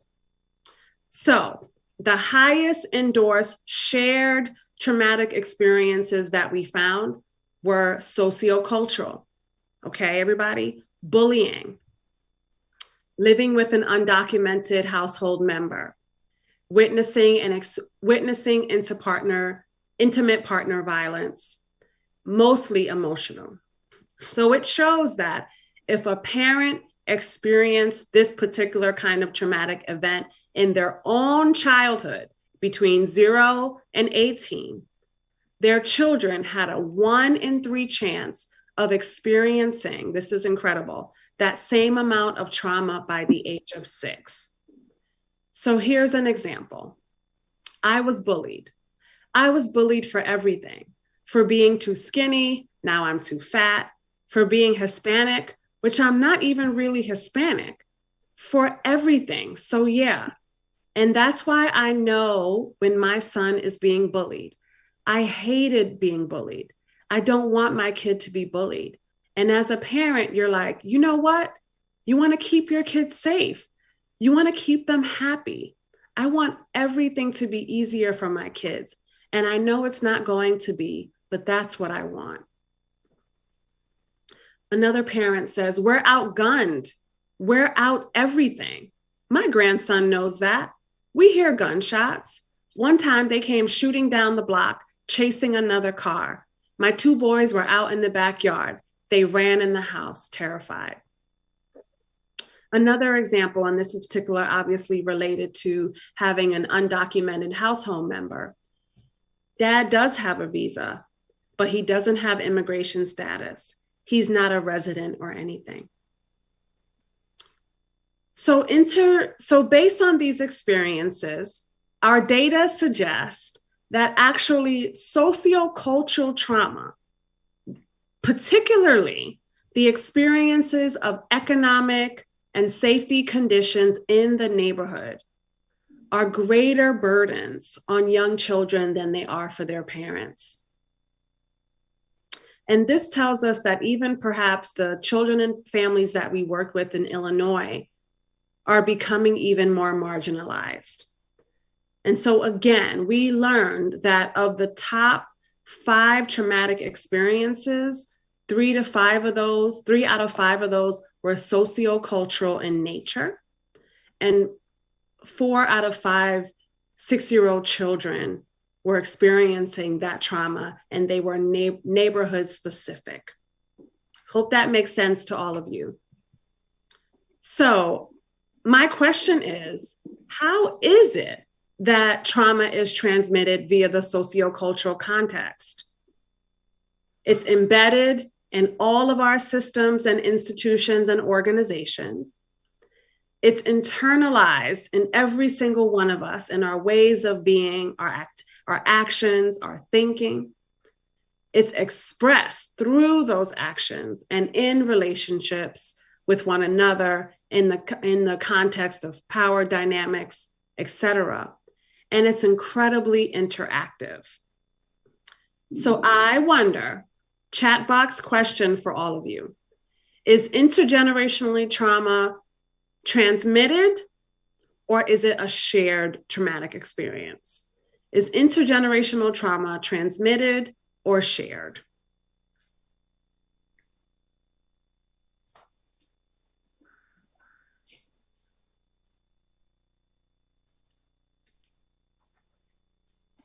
What do you think?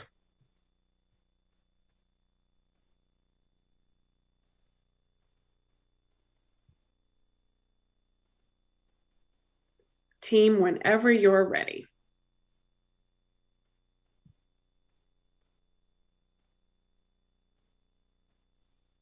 I am seeing a lot of both. Okay. Most people are answering both. A few shared. Some people just say, I don't know. Definitely, can it be both? Okay. All right. Thank you. Well, we are going to answer the question. So I just walked you through proving that intergenerational trauma is an experience between this group of amazing parents and their young children. Something that we already know intuitively, we know from our clinical work, we know from living in society in 2022. But yes, it was proven with this group of parents. I also shared with you that most of the traumatic experiences were not caregiver behavioral patterns or family violence or some of the other ways in which we think about intergenerational trauma. But what we found in this group of Black and Latinx parents was that it was sociocultural trauma, okay? So that is actually new for the literature, to really talk more about the context in which we live and how that impacts children and families and their relationships. We know a lot of it from a lot of our literature and a lot of our a lot of our professional development and learning. I can think of Marva Lewis, who may be logged in this afternoon, and the work that Marva has done on how young children experience racism. We had a session a few years ago at the 0 to 3 conference on that very topic with Marva Lewis and Cynthia Garcia Cole. And so we know that there is contextual experiences that are impacting the parent-child relationship and that are impacting incredibly children's development, child development. And so what we want to talk about right now is what we found through this research. And we found something surprising. We were not looking for this. So our quantitative data did not find buffering of intergenerational trauma. But our qualitative data, talking to families, found that parents said that they consciously, intentionally try to prevent the ghost from the past from negatively impacting their children in the present. So this played out in 4 ways. Parents said that they intentionally wanted to not repeat the past. They wanted to teach their children to make good decisions. They wanted to actively protect their children from harm. And they were openly talking to their children about the trauma. And so this was what we found qualitatively. But the study actually was a mixed method study, if you didn't get that sense. And so that we could see that conscious buffering did, in fact, quantitatively reduce intergenerational trauma. And we found this through a difference score, where we essentially subtracted child trauma from parent trauma. And it suggests that the higher this score, the more trauma was reduced in the younger generation. So the difference score showed that if those parents who did more conscious buffering, as indicated in the interviews, as they did more conscious buffering, it showed a greater difference between their trauma and their children's trauma. Got it? Makes sense? So we're going to give you some beautiful examples of conscious buffering not repeating the past. I recognized it, and I'm not going to be like that. So I have to stop the cycle. I have to stop the past, said this parent. You have people who try, but some people don't know how. And I didn't know how. It literally was learning and trial and error, literally doing the opposite of everything that I saw. I love my dad. He will always be the greatest man in my eyes outside of Jesus. But just certain things that he did that I would never do. Like my dad, never to this day. And I know he does, but he never said, I love you. But for me, I'm going to be the exact opposite. Every day I tell my kids I love them. Every night before they go to bed, when they wake up, just when I'm sitting down watching TV with them. Not repeating the past.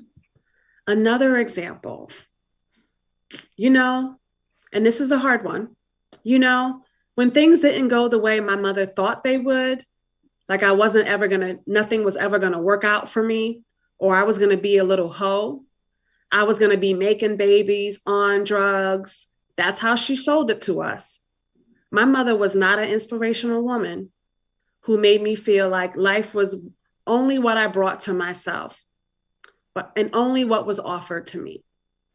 And like I said, I'm a lost person, but I'm working on finding myself. And on top of me doing that, I'm advising my sugar, her daughter, to be what I didn't get a chance to be and to do, So again, conscious buffering was revealed when parents discussed intentionally trying to prevent the ghost of the past from negatively impacting their children. So another way in which parents work to consciously buffer intergenerational trauma was intentionally teaching their children to make what they classify as good decisions, helping their children act differently or helping their children be different in the face of adversity. So this first parent describes how they want to be a model for their children so that their children are able to develop emotional strengths during times of trauma. In my past, I've noticed that people want to hide. I don't want my children to see me crying, but they need to see this. This is how they're going to create their inner emotions. If they don't see that happening, then they're going to think, I'm supposed to be a man, or I'm supposed to be like, young men don't cry. And in the second example, which is from a parent who felt deeply embarrassed by a negative experience in school, and she tried to instill ways of being, of conducting herself, ways of being into her child and how to be conducting her life into the world. I think we were going to the cafeteria or something, and I was like, something stinks. And the teacher was like, it's probably you. I know the pain that I felt, and I don't want my daughter to put up with that. I don't want my kids to go through that. And just to sidebar you all, there's at least 20 examples of parents talking about the painful experiences that they had in school from teachers, administrators, etc. And we all are human and we're all dealing with our own traumatic experiences. But I do have a colleague who is studying trauma transmission in schools. And we talk a lot about how much we need to support our teachers and our administrators and all of us in the helping profession, really, and how we need help so that we're engaging in parallel process with our young children and families. So, similar to the theme of helping children make good decisions, some parents express conscious buffering as protecting their children from harm and or from similar pain they experienced as children. And a few parents discussed how they wanted to protect their children from bullying, right? We talked about bullying a little bit because of their own experiences with bullying. And some of the parents' protection extended to being with and around their children at all times. When I leave, you leave. If I'm going somewhere and the kids can't go, I'm not going. I just revolve my life around them.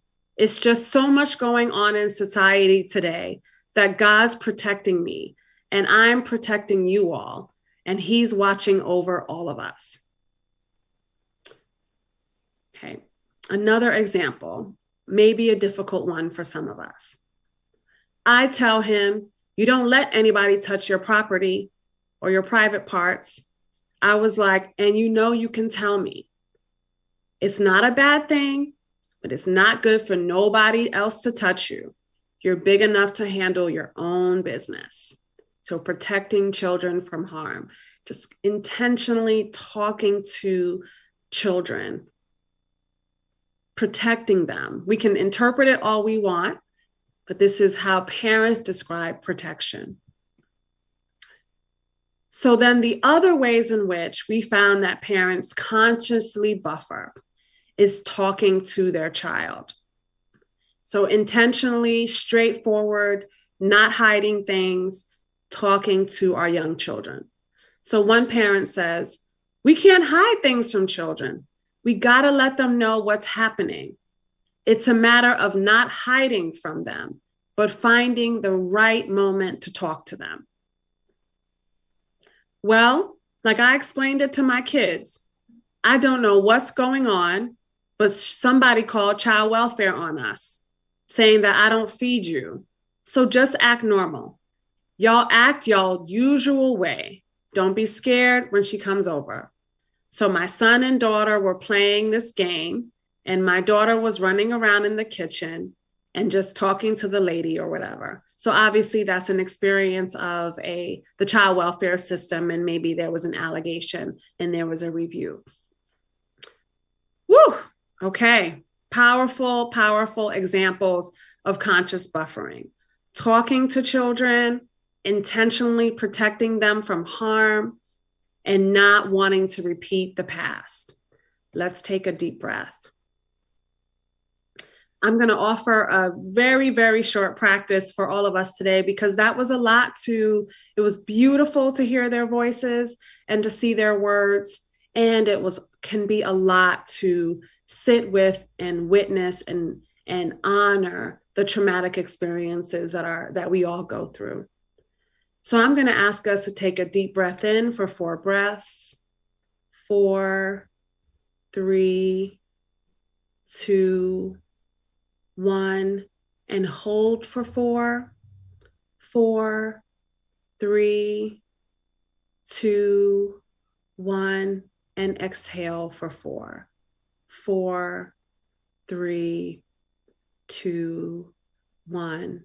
And I'm going to ask you to do that on your own for 2 more rounds.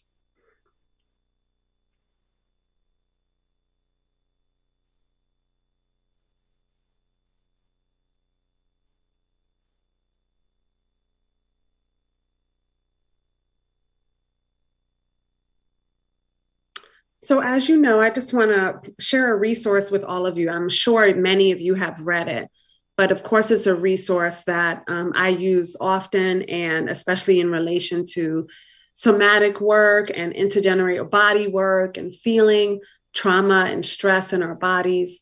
And thinking about intergenerational trauma is The Body Keeps the Score by van der Kolk. And as you know, van der Kolk may explain that trauma really compromises our personal agency, or it could compromise our personal agency, and could really compromise our ability to cope with overwhelming situations, which impact the well-being of our body, our minds, and our spirits. So what I'm going to do now is to really talk a little bit more about conscious buffering, but from an angle of wellness and self-care and community support, which you're going to hear a little bit about now. And so it is such a beautiful reminder. This work is such a beautiful reminder that while trauma can be incredibly pernicious and can be a very, very difficult, and in some cases a vicious cycle, it is the pursuit of healing, of agency, of dignity and well-being that we can really work to reverse it. So I'm going to share a little bit more about how our families really work to consciously buffer and reverse traumatic experiences.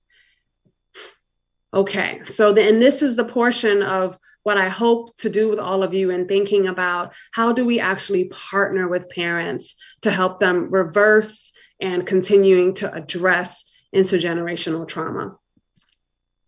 So I actually found in our study that we saw something that we're calling contemplative self-care. And it's the actual or intentional behavioral manifestations of taking care of oneself with increased attention of present moment awareness. So that includes slowing down, quiet, and being in the moment. And some beautiful examples of that work come from our interviews again. And so while I shared that many of our families were unfamiliar with the term mindfulness, but there was such beautiful evidence of contemplative self-care, the actual intentional behavioral manifestations of taking care of oneself. So one parent said, I always take me a moment.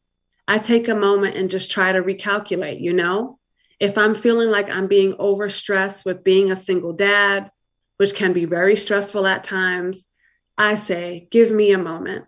I'll go sit in the hallway, breathe, think, or walk down the block, look up at the sky, breathe, pray, come back, and let's start over. Another parent told us, I try to get up 2 hours before the kids get up, before anybody else in the house gets up, so I could take a shower, get ready, kind of like just get rid of the day before, So what we found was 87% had never heard of mindfulness, but as you can see and hear from their words, they were incredibly mindful. And they actually had as I said earlier, very, very high, what we call trait mindfulness.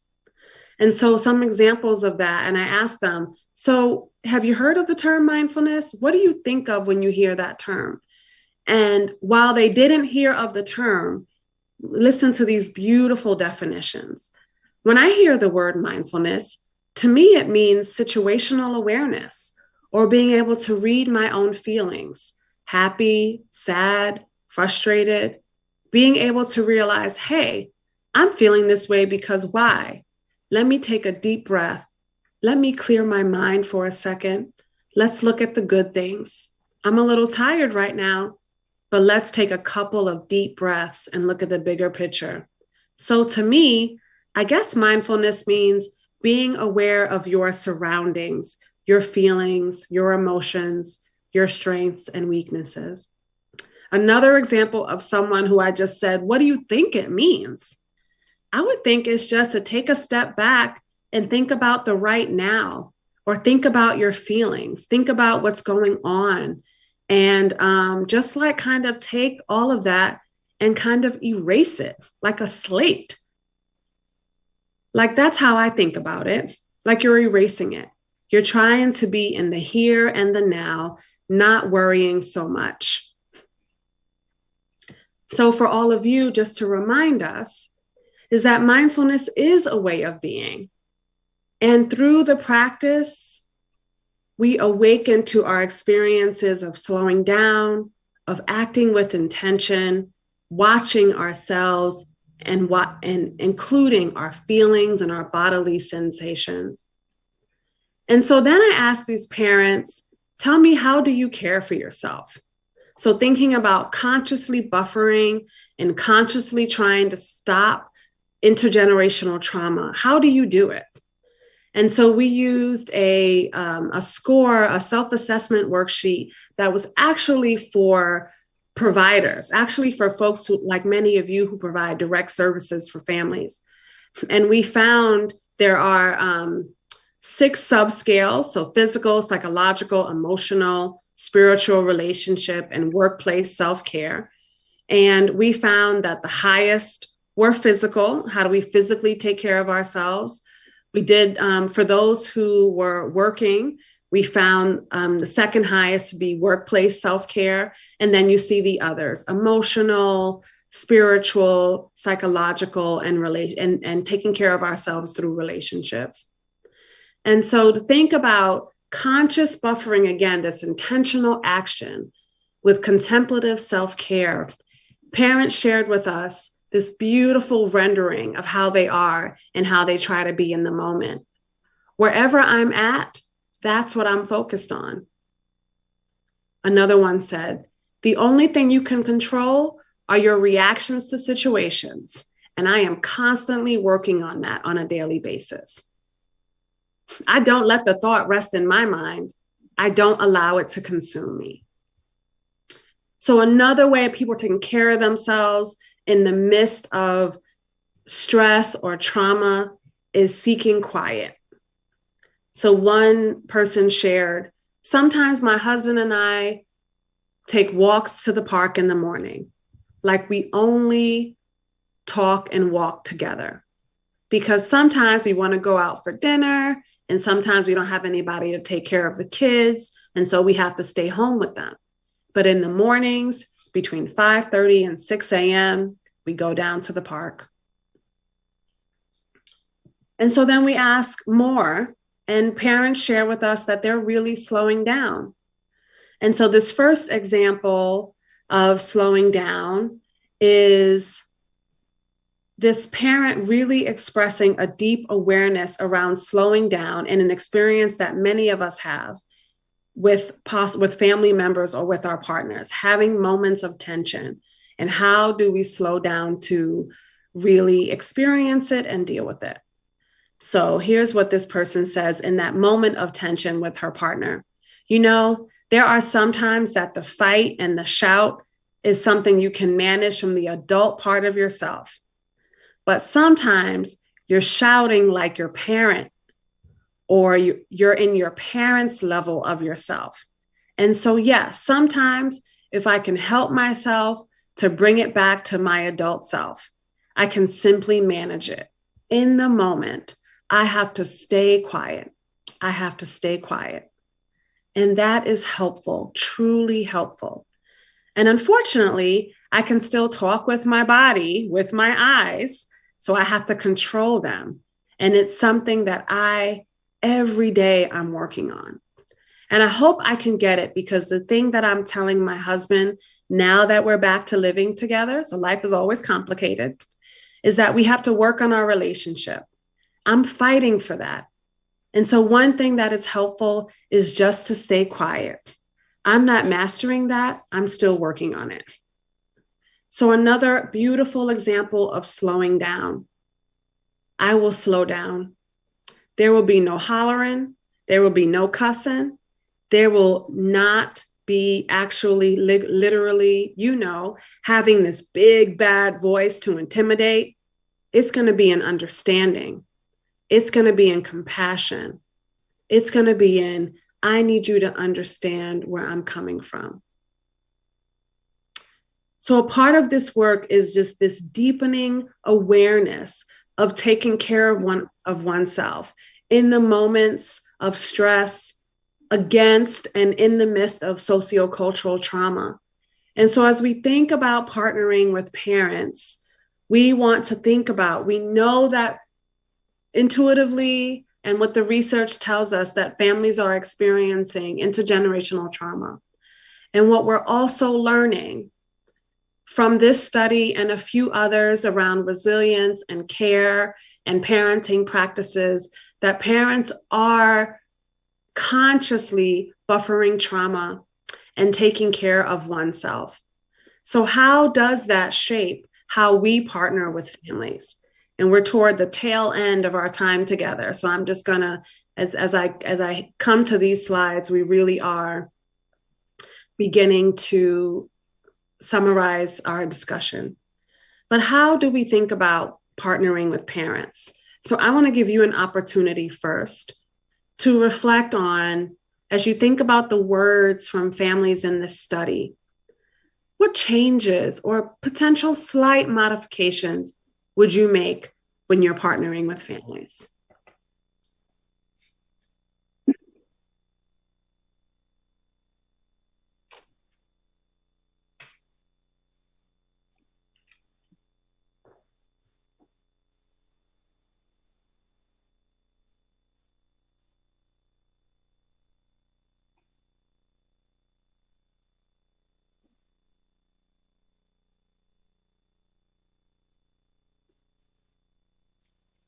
Okay, team, any reflections out there on what changes the amazing 1,100 people in our audience would make, or any slight modifications based on the wisdom of the families shared today?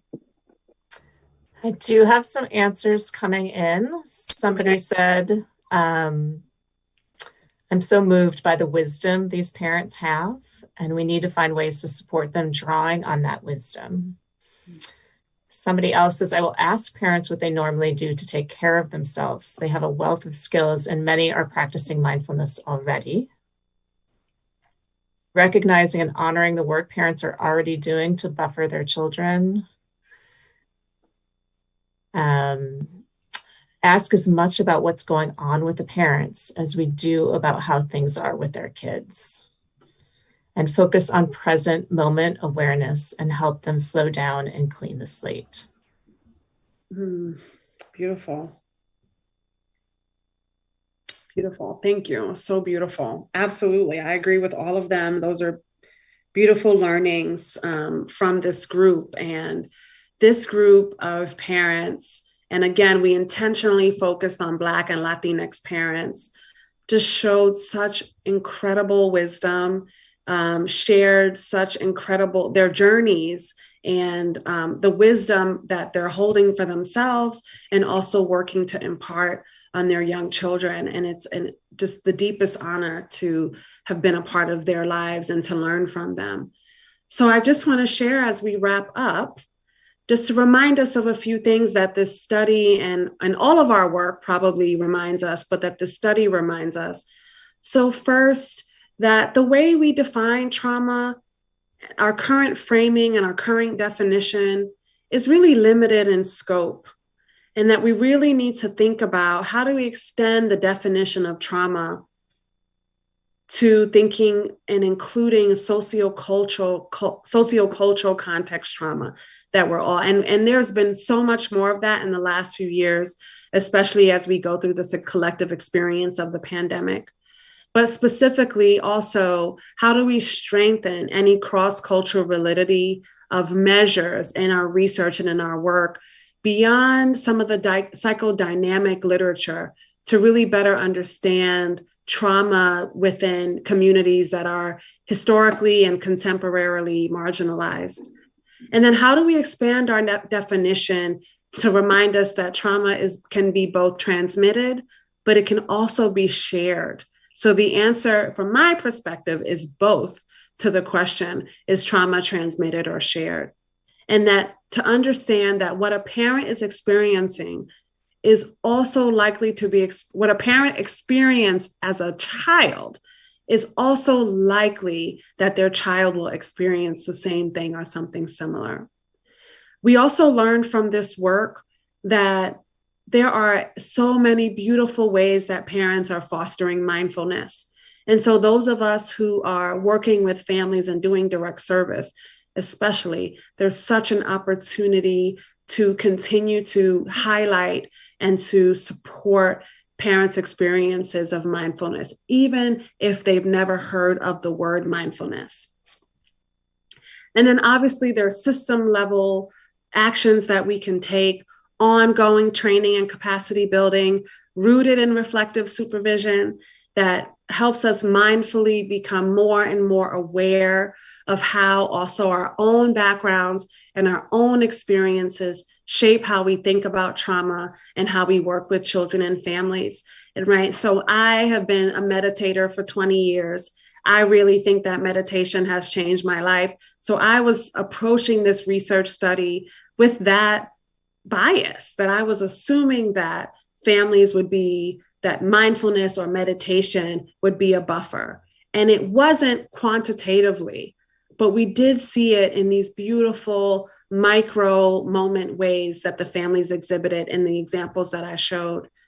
And that we also know that we learned from this study that we really need to think about, and we didn't talk a lot about this today, but one of the other reflections and our implications is that perhaps trauma-informed policies should also consider addressing challenging behaviors related to trauma, those challenging behaviors that young children may be exhibiting.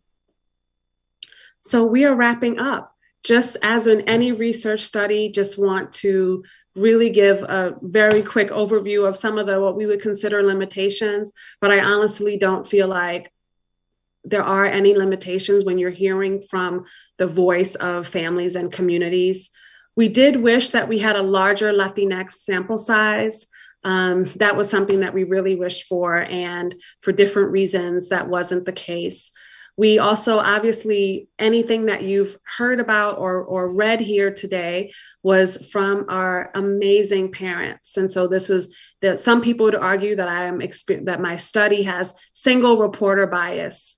And I will flip it and say, we heard from the vulnerability of an incredibly beautiful, open group of families.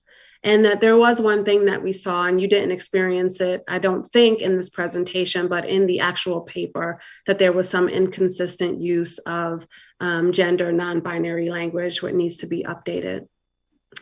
So on behalf of the children and families in this study, and learning about how families consciously buffer intergenerational trauma, thank you so much. May we all be as intentional about care and buffering as the families that were celebrated today. Thank you. Candace, that was beautiful. I hope that you can hear the resounding, the clapping and the snapping of fingers coming your way from those of us in Washington State and beyond. Even as I speak, I'm getting texts here saying texts of appreciation, of thanks, and I think people want to know more. So we might be bringing you back. I know we'll have you again in the afternoon, so there'll be some ways that Dr. Ben can talk to you about some of these things. Thank you so much for the self-identity exercise. I think that was the first tenet of the diversity-informed tenets. I think that I've done it 2 or 3 times with you now, and each time there's like another layer of an onion that's peeled, and I'm starting to get it that's where it starts. When we can all talk about systems change, but this is where it starts. Thank you also for sharing this research. I'm not sure if it's yet published. I know when we first started talking, it wasn't yet published for these amazing parents. I think we can all learn a lot from them. We are going to take a break for lunch for 30 minutes. I think there's going to be a clock that's posted on the screen for all of us. And when we come back, we're going to be going into our afternoon session, Community Strengths in Action. Community Strengths in Action. So we will be hearing 3 shorter presentations that are going to be fascinating. And then I'll get together in a panel that includes Ben and Candace. So with that, I'll see you back in 30 minutes. Welcome back, everybody. I hope you had a little chance to slow down and breathe, probably, and to maybe do a little bit of nourishing and resting and whatever you needed to in this time. I'm so glad to introduce this next part of this session. I think it's really going to be dynamic and interesting and exciting. We're going to be talking about community-based approaches to strengths and solutions. We're going to be referencing some of the things we've talked about and learned already. We're going to hear from just amazing, talented, brilliant people. They're going to come in sequence. So one will hand off to the other, and we'll go through 3 really interesting presentations. And then we're all going to come back together, the 4 of us plus Candace, and we're going to have a panel conversation. You're going to love it. And I get to introduce our first speaker, who is somebody, man, I feel like I've known forever, and I'm getting to know, and I like every part in between that as well. Siobhan is just an amazing soul, a beautiful person with brilliance and thought and age wisdom that goes beyond time, and I could say things forever and not fully describe how much I admire you, Siobhan. I'm so glad to be able to spend some time listening to some of your wisdom and then coming back and having a conversation with you. So without any further ado, I'm going to hand it off to you, Siobhan, to take us away, and please say a few things about yourself and then share whatever you'd like to share. Thank you, Dr. Danielson. It is always an honor to sit in a space with you and all of these amazing speakers and panelists and everyone there that is viewing, to see us all as a community in this space together, singing the same song, saying the same prayer of healing and hope together internationally is the best way that I can think about spending a day. It is truly an honor and a blessing to be here today. So thank you for making time and space for me here in this way. Inanna Shamte Washte Amadia. In my language, Nakota, Inanna means second mother, and in this context refers to my grandmother. Shante Washte means good, kind heart, and Amadia means that is what they call me. So my grandmother calls me good, kind heart. I am an enrolled member of the Assiniboine people from Fort Belknap Indian Reservation. I am Assiniboine Sioux, or we refer to ourselves as Nakota, Nez Pearson Grovon. I am also German, Norwegian, and Swedish. This body holds both the history of that who have been colonized and those that have been doing the colonizing. In my family, my grandparents and great-grandparents have experienced both forced relocation onto reservation and into boarding schools. And on the other side of my family have fled their European countries to this promised land and have homesteaded. And those homesteads are still in our family today. So this family holds both the tension that this country has inherited and the history that I also have inherited. I am a mother of a 6-year-old. I'm a sister. I have an identical twin. I have a little sister. I am a cousin. I'm an auntie. I'm a daughter. I'm a granddaughter. I'm a community member. I'm a friend. I am so many things that have brought me here today. I also have the honor and privilege of serving as the Executive Vice President of Empire Health Foundation. I come to this role having done a tremendous amount of work in Indian country, focused on equity. I have a business background. I'm particularly interested in understanding what community wants for themselves and then how to move within systems to better understand how we shift and change resources and access to information and power so that community can power themselves and move the way that they want to for themselves. And with that, I would like to share with you both an Indigenous perspective that I have come to understand that has been earned through my healing and decolonization to add to your understanding, perhaps so that you can join a more vibrant view of your worldview. And with that, I'd like to share with you some slides. You cannot understand me or this work unless you first meet my grandmother. She was a full-blood Indigenous woman from Fort Belknap Indian Reservation and survivor of the boarding schools. And she was also the best hugger that you would ever meet. She was often soft and warm, and she could laugh with her entire body. And I can still hear her and feel her today. And she would often say, I am even-tempered, always a little mad.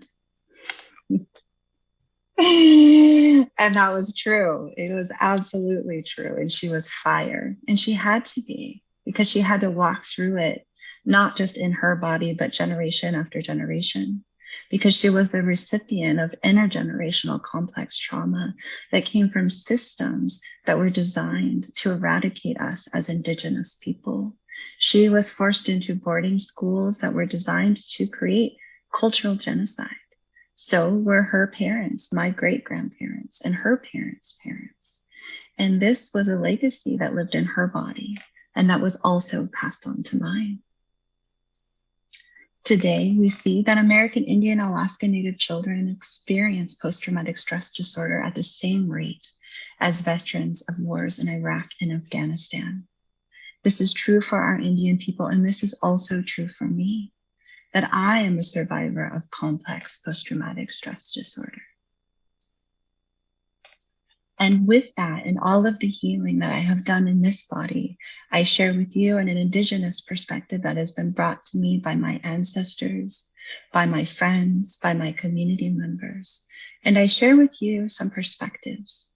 And then I will also share with you how this has influenced some of the work that we have done at the foundation. In this body, I hold both a Western perspective and an Indigenous perspective. I understand what it is like to move in relationship from a transactional perspective as well as a relational. I know what it is like to live in a worldview that is traumatized and also one that it means to do the healing and to see what the world is like from an integrated approach. And so with this, I ask you to sit back and to open up and to see the world in just a little bit of a different view, to add to the way that you think, so that you may have more tools to play with and different ways to experience your healing journey and the healing journey of all of the communities and families that you touch. And in this way, we will explore both time, relationship, and truth.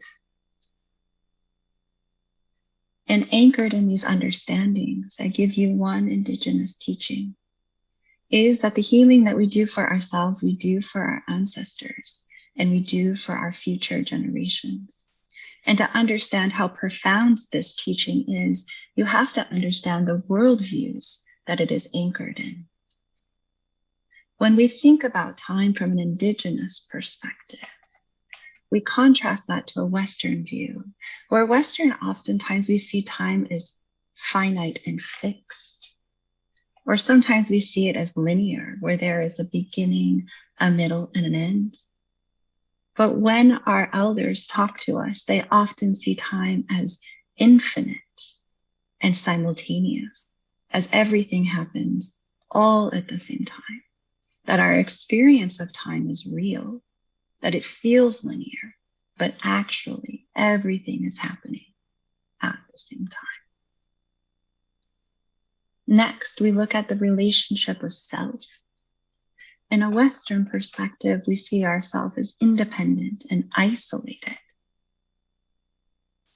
From an Indigenous perspective, we see ourselves as deeply interconnected, a component of all of our relationships, interwoven and interrelated to all of our relations, not just our human relations, but to our relationships of the plants, the animals, to the land that we're sitting upon, to the water we drink, to the air that we breathe, to all that is living and brings light into this world.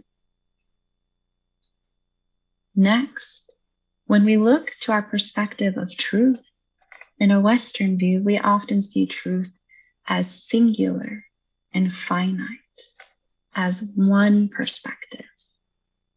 From an Indigenous perspective, we see that the truth is in the integration of many fractal perspectives or views of that singular truth, and that the healing is in the understanding that depending on where you sit is what tells you your particular view of the truth, and that our work is to integrate those truths through relationship amongst one another. So when we say that the healing that we do, we mean that the integration that we do for ourselves, we do that truly with our ancestors with us wherever we go, simultaneously, in the same way we do that with our future generations.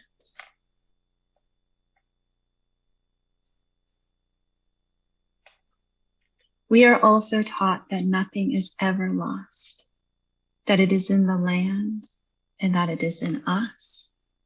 And our work is really in remembering what we have forgotten. You cannot understand where Indian people are today unless you understand our history.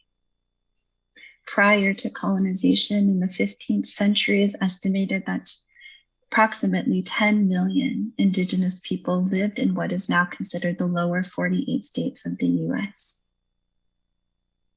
By the 19th century, the population had collapsed primarily due to epidemics, smallpox, influenza, but also forced relocation. And by the 19th century, only 250,000 remained. That means that for every surviving Indigenous person today, we are the descendants of that surviving 2.5%. Of that 2.5%, 60% of the children that were forced onto reservations were forced into boarding schools, where they were forcibly removed from their families. They were punished if they spoke their language, their hair was cut off, and they weren't allowed to practice their culture. Oftentimes, it was 60-to-1 ratio where priests and nuns were raising children, and really children were looking after children, and many didn't survive. Many lost their lives, and a legacy of trauma and intergenerational trauma was seated within our family and is now extended into the foster systems and into our homes, even today. And today it's not over, and the patterns still persist. We know that people of color have higher rates of infection with COVID-19, deaths and hospitalization than those of non-Hispanic whites. It's still incredibly dangerous to be a person of color in this country. It is still incredibly dangerous to be a Native American in this country. We still know that children are at risk of being separated from their families. We see families having to migrate due to climate change, colonization, or other forms of oppression from the Mexican border up to the United States, and children are being detained and removed from their parents and placed in cages, just like they did to my grandparents and great-grandparents, because these patterns still persist, because they have not changed. When these children were removed and the photos were released, our elders, they cried, because that wasn't a past memory, that was their memory. And that memory is still in our blood. But just like we remember the things that are difficult for us, we still can remember all of the strengths, the beauty, and our ability to heal, and our deep connection to self and others. So through our work at Empire Health Foundation, we are focusing on listening deeply, making way for community to heal themselves, removing barriers that are getting in the way, and working to accelerate any momentum that they choose to have for themselves. Empire Health Foundation is a conversion health foundation located in Eastern Washington State in the US.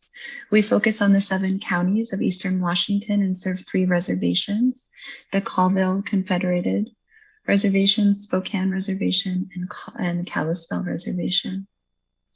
We are committed to health equity, and we do this work in relationship with community. And in this work, we work to tell the truth. And when we say we work to tell the truth, we work to tell the truth and figuring out where we really are and integrating multiple perspectives so that we can have a fuller, more vibrant view of what the world really looks like. And one of the examples is the development of the integrated cultural healing model. This is a community-driven and developed model that focuses on serving client relatives ages 0 to 5. It is an attachment-based model that is concerned about children and families connecting in the context of all relations. That is all of the 2-legged and the 4-legged, the creeping and the crawling, to the sun and to the moon, to the land that we stand upon, and the water that we drink, to all that connects us. This model looks at not what is making us ill, but what is giving us strength and what can bring us back into harmony. It focuses on the fact that culture heals, that it kept Indigenous folks healthy and healthful for millennia prior to colonization. This particular model is broken into 2 components that intersect. One is called a seasonal family session, which is based on the context of the seasons of spring, summer, fall, and winter, and it is contextual and environmental. It is overlapped and interlaid with a life cycle session, which takes into account a developmental model of where folks, families, children are in a frame of where they are from birth to death.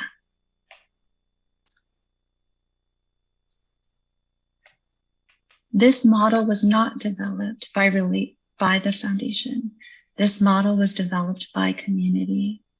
This model was developed because this is what community thought it was a priority for itself. Centered to this model was the elders sharing their Indigenous wisdoms, supported by Indigenous consultants that had behavioral health backgrounds that are able to translate it to behavioral health models to create a hybrid system so that we can meet families where they are at their level of assimilation, whether they are choose to or best respond to a traditional frame or Western frame along a spectrum. Then they are supported by a tribal alliance or a systems of tribal behavioral health providers, and then supported by community. We think that what is not only most valuable about this model is not the end result of the model, but is the process that is being used. the process of deep listening to elders and consultants, of empowering community and providers and community to work together, in and of itself is valuable, not just the end result. But this kind of work and this kind of value is not new to community. Indigenous folks have been adding to the world of psychology and sociology. We've been contributing to our understanding of how to work in relationship for a very long time. And so what we say to our people is that what we do to heal ourselves, that is wonderful. And we will do that and we'll continue to do that. But what we can add to our community is not just what is good for Indian people, it is good for all people. And we see this already. Maslow's hierarchy was informed by the First Nations perspective of the Blackfeet. There is an entire special on PBS demonstrating that the Iroquois Confederation inspired democracy, which is a beautiful way of understanding that this Indigenous knowledge is already interwoven into many of the frameworks that we see are successful. Some of the psychologists that we are most proud of, Erik Erikson, some of the more modern psychologists, Gabor Mate, will credit their work back to their work with Indigenous populations and folks, because we understand relationship and we understand connection. And we understand in that how to heal what has been broken in that trauma. And so it is that nothing is lost. It is in the land and it is in us. And to the elders that have told me, that have taught me, they will say, trace it back all the way back. And that we are all Indigenous from somewhere. That we are all from the land.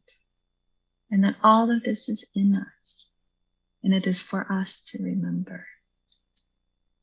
And so with this, I tell you that this work is a song.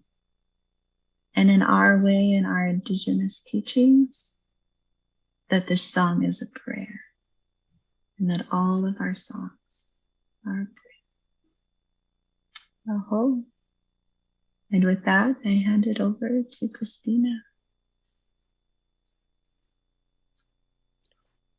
Thank you so much, Siobhan.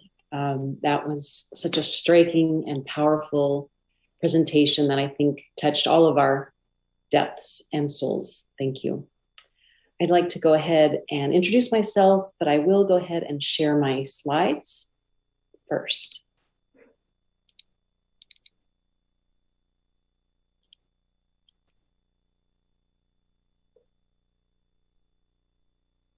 All right, I'm going to go ahead and get started. So thank you, everyone. It is truly a joy to be with you this afternoon. Again, my name is Dr. Christina Lovato, and I am here with you all today from Los Angeles, the Tongva land. I am an assistant professor at Cal State University, Long Beach in the School of Social Work. And today I'll be talking about Latinx kinship care and grandfamilies. And so I'd like to introduce myself a bit and share how I became passionate about my scholarship, about my teaching, my practice in the field, and advocacy. I am a first-generation Latina scholar, grandchild of Mexican immigrants, and San Francisco Bay Area native, who was raised by a single mother. My family has experienced transnational family separation, sacrifice, opportunity, and resilience to send me and my brother on as the first in our family to go on to higher education. Like many others, I would say that I was raised by a village of extended family, mentors, coaches, kin, and the local community who supported my development, growth, and resilience.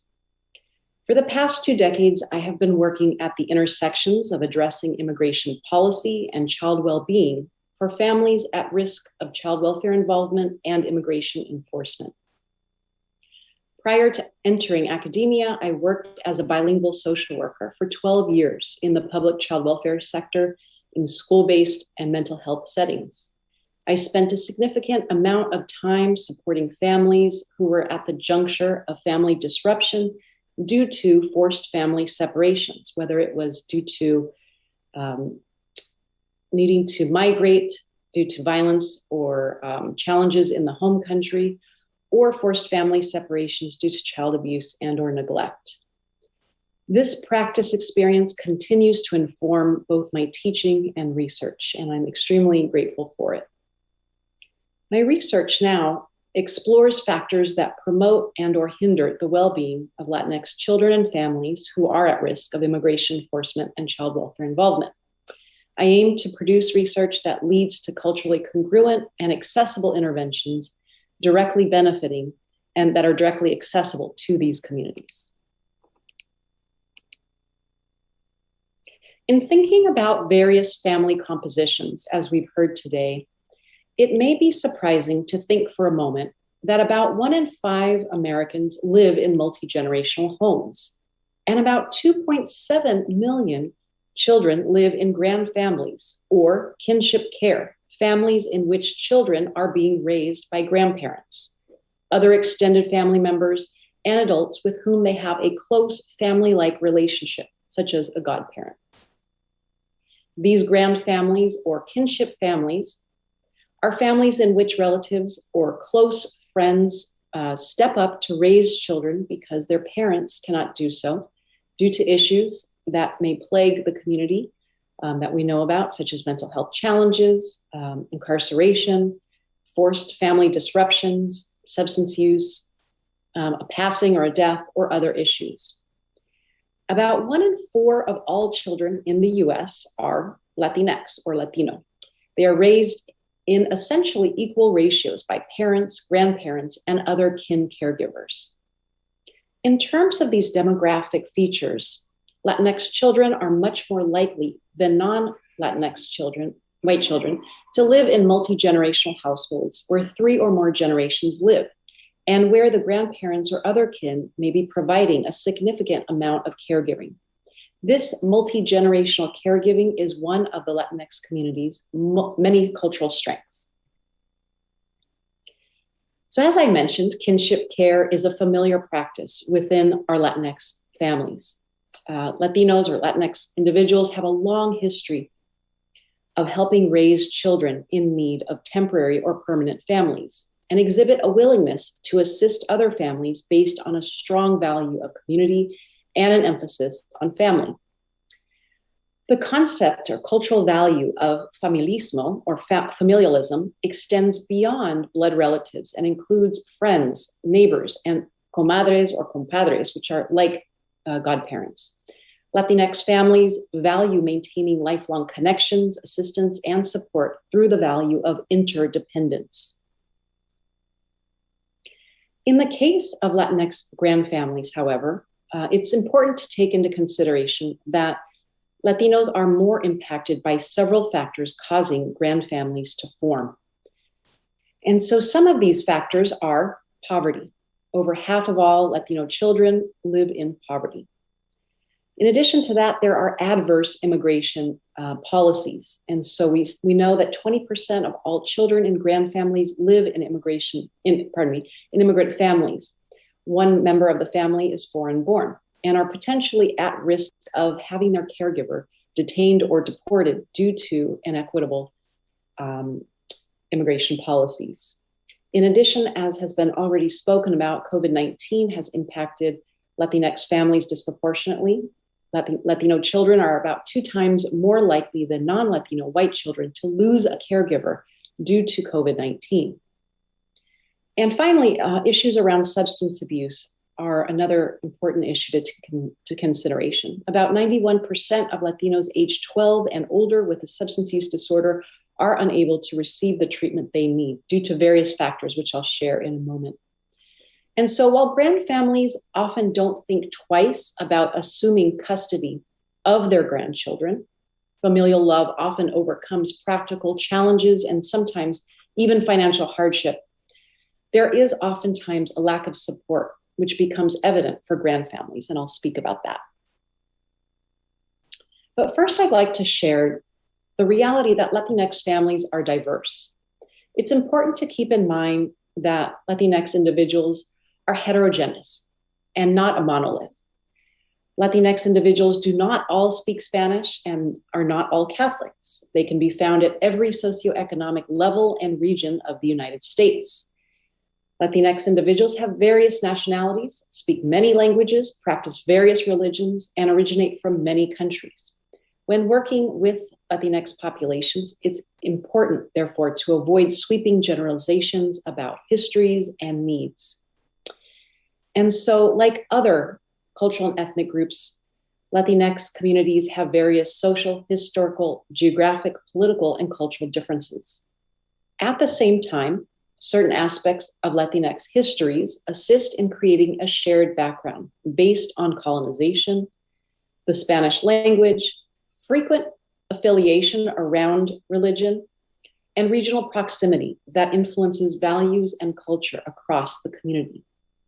You might have noticed that I've been interchanging the suffix or the ending Latinx and Latino throughout this presentation. And so I'd like to bring about the fact that these terms are growing more and more common.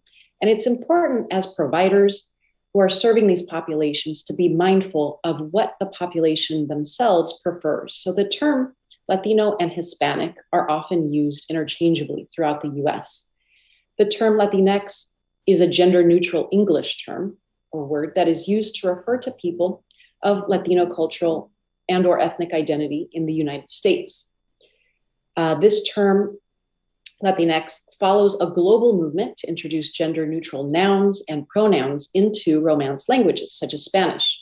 Although it is worth noting that in many Spanish-speaking countries, the O in Latino or A in Latina is being replaced with the letter E or pronounced in Spanish, not an X like Latinx.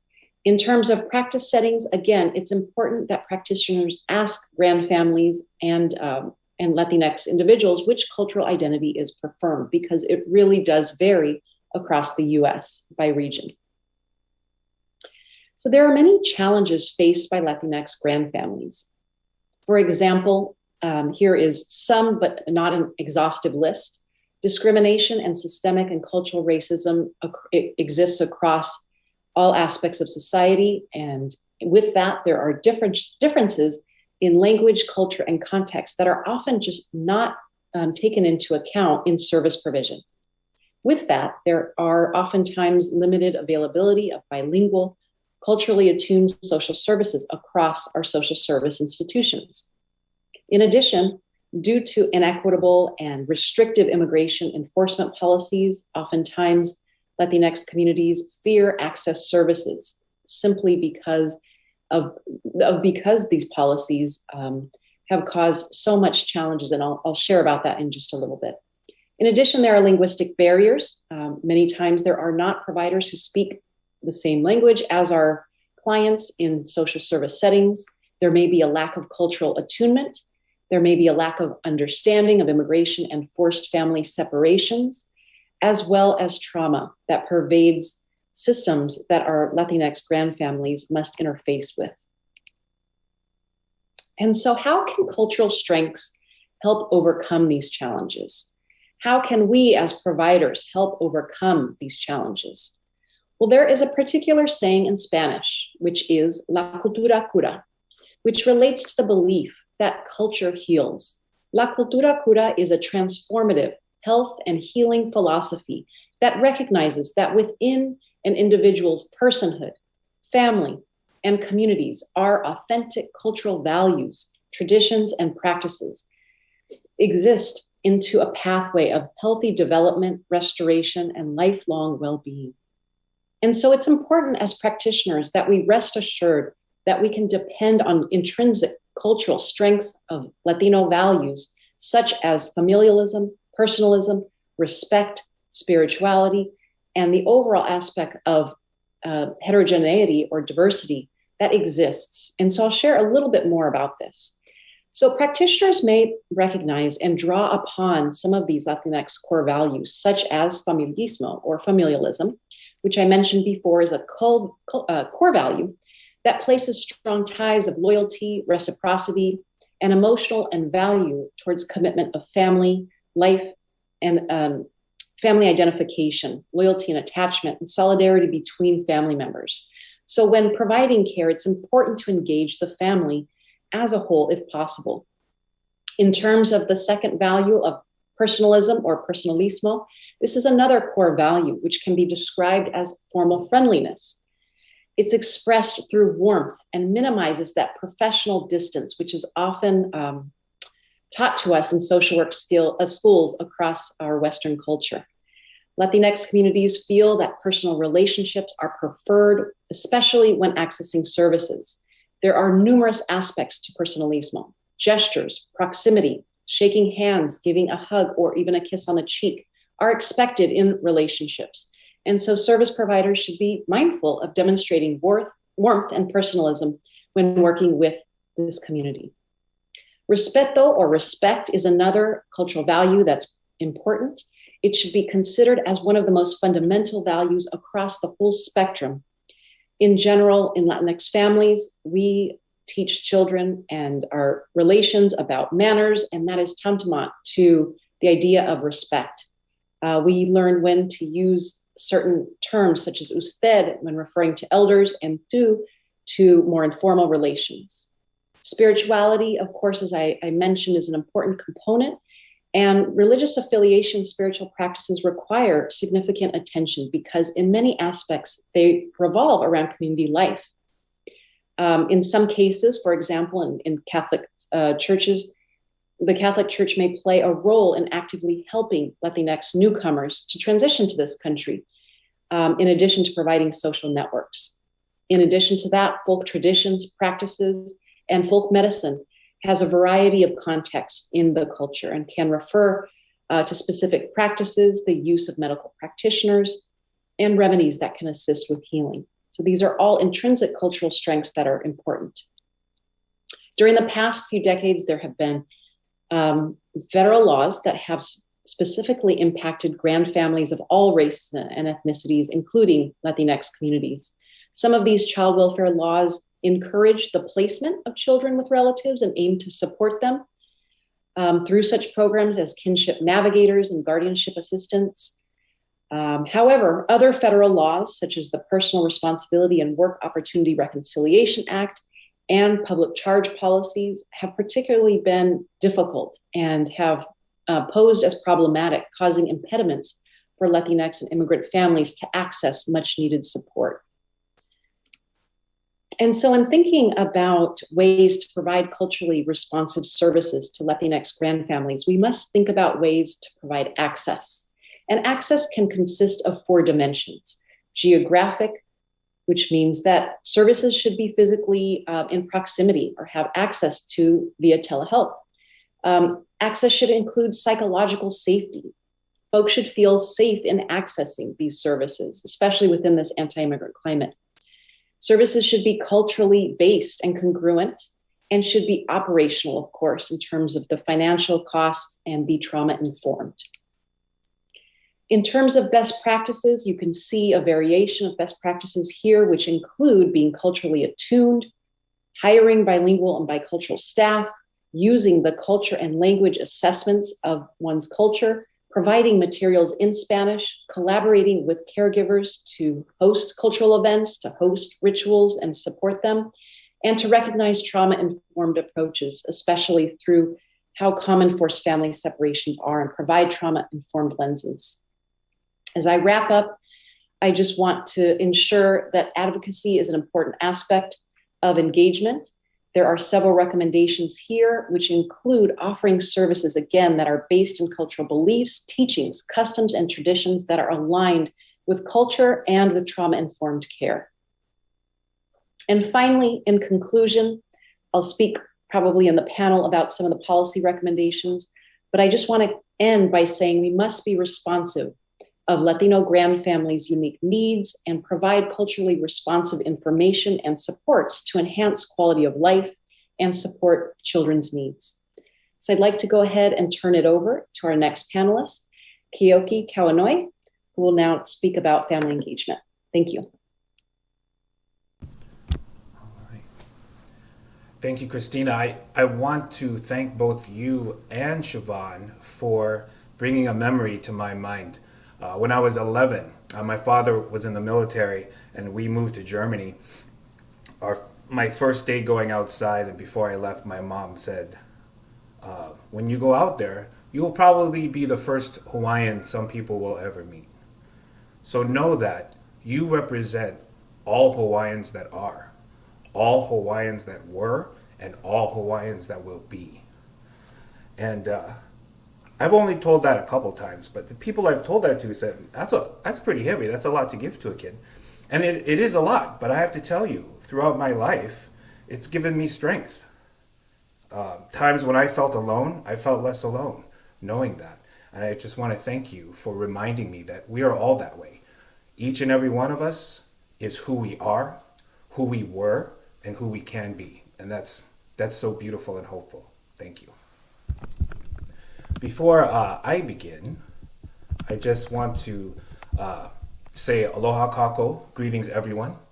Also, I'd like to acknowledge that though we are meeting virtually, each one of us somewhere in the United States, well, each one of us stands somewhere in the United States, and we must recognize that today and every day, we are working and living as guests on tribal land.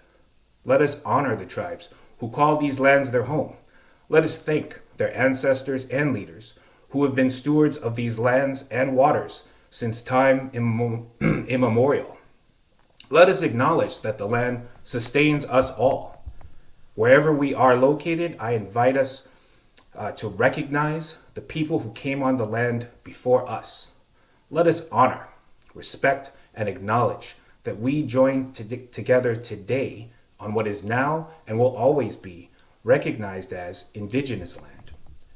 And let us also be clear that recognition without restitution or reparation is meaningless. I also want to acknowledge that Black Lives Matter and that the history of Asian and Pacific Islanders in the United States is a history of intersectional racism, misogyny, and terrorism. In recognizing these historical truths, it must also be acknowledged that systemic racism continues to perpetuate injustice upon people of color in our communities. I ask that we commit to fighting injustice within all systems in which we reside, so as to bend the arc of the moral universe towards socio-economic equijustice and dignity for all. I also ask that you share with me a moment of silence in recognition of and respect for all those whose lives have been lost to the COVID-19 pandemic, for the lives lost to police violence and negligence, to Indigenous communities and communities of color everywhere.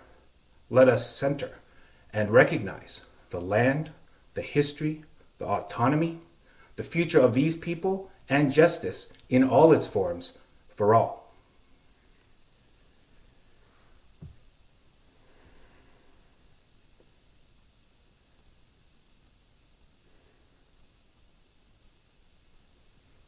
Mahalo nui. Thank you. My name is Keoki Kawanoi. I am Native Hawaiian.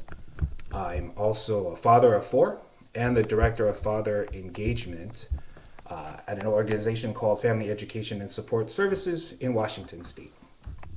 We deal with families all across the spectrum of what a family is. What I would like to do is I want to get into your head for a second.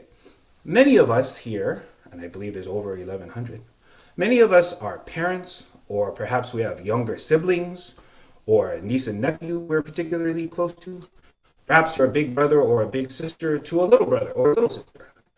I want you to picture them in your mind and think of something you've passed down to them that you love. Something that makes you proudly say, yeah, that's from me. I also want you to think of something that you've passed down to them that is a reflection of you, but maybe not necessarily a little annoying. Just something that you look at and you say, yeah, that's from me. I want to share mine with you, so I'm going to share a picture. Let's see if we can get that in there. Hey, it's working. This is my son Liam, and I love this picture. One of the things I love most is his smile. I love how big it is. I love that it is. It's so big, his eyes have to squint. That smile is as authentic as he is. And I look at that and I think, yeah, he got that from me. Unfortunately, he got other things from me. Since he's been able to talk, he's asked questions like children do. Dad, why is the sky blue? Dad, how come the wave comes in, goes out, and then comes back in again? And so I've gotten used to answering his questions with my own question. Well, Liam, why do you think the sky's blue? Why do you think the water comes in, goes out, and comes back again? So I shouldn't have been surprised when one day I'm looking at our dog Angel, golden retriever, and she has a hat made of whipped cream on her head. And I ask, hey Liam, why is there whipped cream on Angel's head? And he looks at me and he says, well, Dad, why do you think there's whipped cream on Angel's head? All I could do was think, yeah, that's me. That's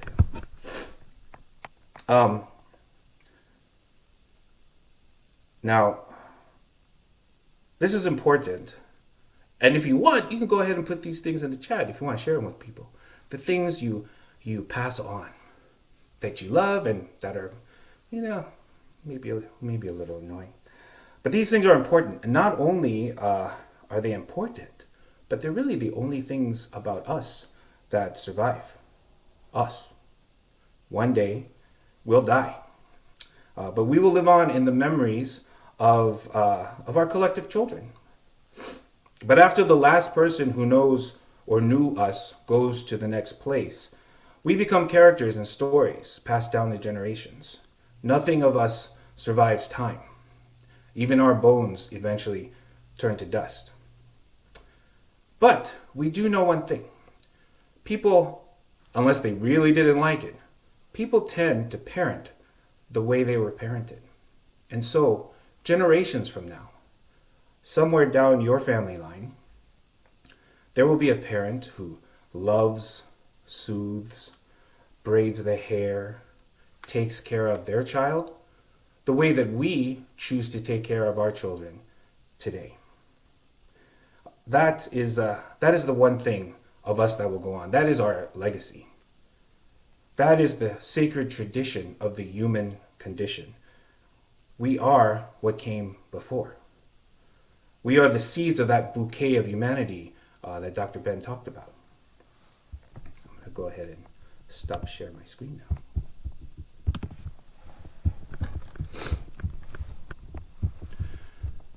Now, talking about tradition, there's a traditional view. The traditional view of parenting labels moms as the nurturers and dads as the provider. But science and a modern understanding of human development has shown us that not only are dads just as nurturing as moms, but nurturance from both moms and dads are vital for a child's development. There are people who discount this or who believe that the role of the father is reduced to providing some form of punishment or payment. But fathers are far more important than that. Fathers are role models, counselors, risk managers, and more. And when fathers are not there for their children, the outcomes are disastrous. As I share these statistics with you from the Department of Justice, keep in mind that according to our Census Bureau, more than 1 in 3, that's over 27 million children, live without a father in the house. Here in Washington State, that number is 1 in 4. So these are fatherlessness statistics from the DOJ. 63% of youth suicides come from fatherless homes. 70% of youth in state institutions come from fatherless homes.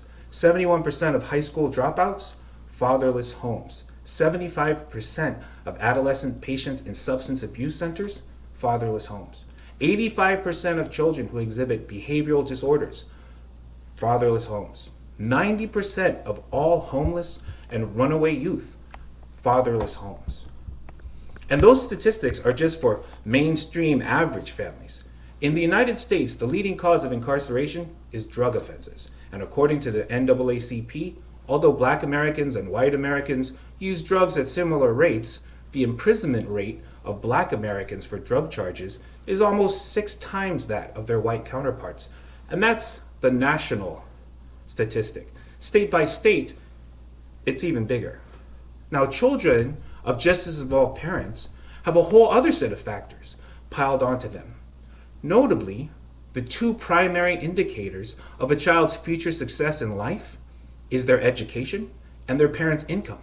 And that's where the effects of incarceration really hit these kids hard, because according to the Pew Trust, serving time reduces hourly wages for incarcerated fathers by approximately 11%, annual employment by 9 weeks, and annual earnings by 40%.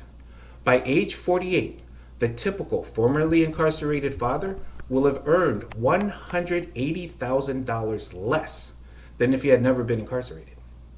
Incarceration depresses the total earnings of white males by 2%, Hispanic dads by 6%, and black fathers by 9%.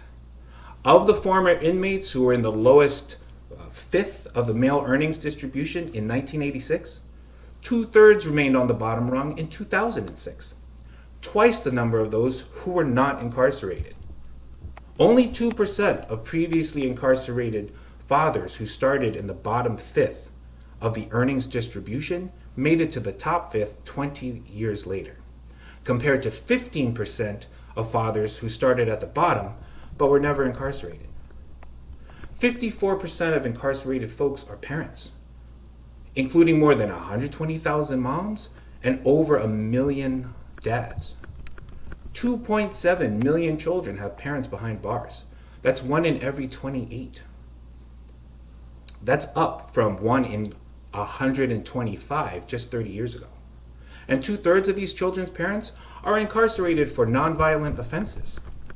1 in 9 African American children, 1 in 28 Hispanic children, and 1 in 57 white children have an incarcerated parent. And research has shown that having a parent incarcerated hurts children, both educationally and financially. Children with fathers who've been incarcerated are significantly more likely than any other children to be expelled or suspended from school. Family income averaged over the years a father is incarcerated is 22% lower than the family income the year before the father is incarcerated. Even the year after the father is released, family income remains 50% lower than it was the year before incarceration. Incarceration, poverty, racism, adverse childhood experiences, adverse community environments all impact the development of resilience in children and their caregivers. Now, the work of father engagement seeks to reimagine that earlier fatherhood frame of a father as merely a provider of some form of punishment or payment and nothing more. That requires a reimagining of the fatherhood frame. And this is what we say at Family Education and Support Services. Children need their fathers, and fathers need their children. We strive to improve the lives of children by promoting healthy father-child relationships and increasing positive male involvement. Unfortunately, many fathers come to our program with their sense of fatherness degraded. They've been told they're not needed, or their own dad wasn't around, and they had no role model, or they were better off without the role model they did have. I've had many dads come to me who've been told that they don't really need to be around their babies because their little ones probably won't even remember them. For one thing, I don't think that's true. When Liam was a toddler, I'd rock him back to sleep at night, singing Edelweiss from The Sound of Music. Years later, after a particularly long day in kindergarten, Liam asked me to sing, you know that song about mountains of snow?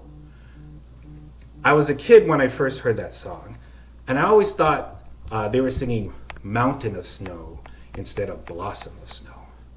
So I was singing it to him wrong. I was singing, mountains of snow may you bloom and grow forever. Secondly, even if it were true that our children won't remember late night rockings, bottle feedings, and other comforts and joys, the father would.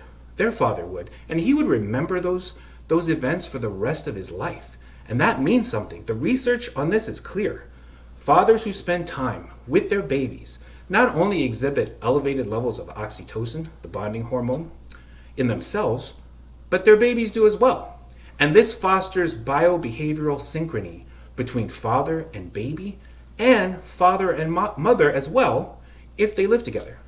Because as Siobhan pointed out, relationships are multi-directional.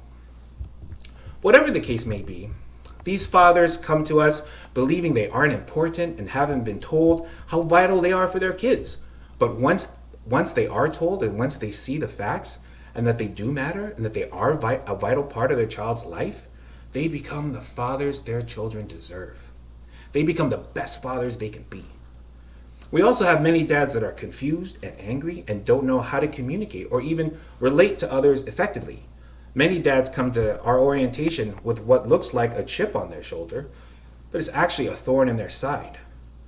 And we try to show them how to pull out their own thorn, how to communicate and respond calmly and proactively. And then they themselves redefine their fatherness on their own terms so that they can be engaged fathers that secure a nurturing bond with their children that help them both lead healthy and successful lives.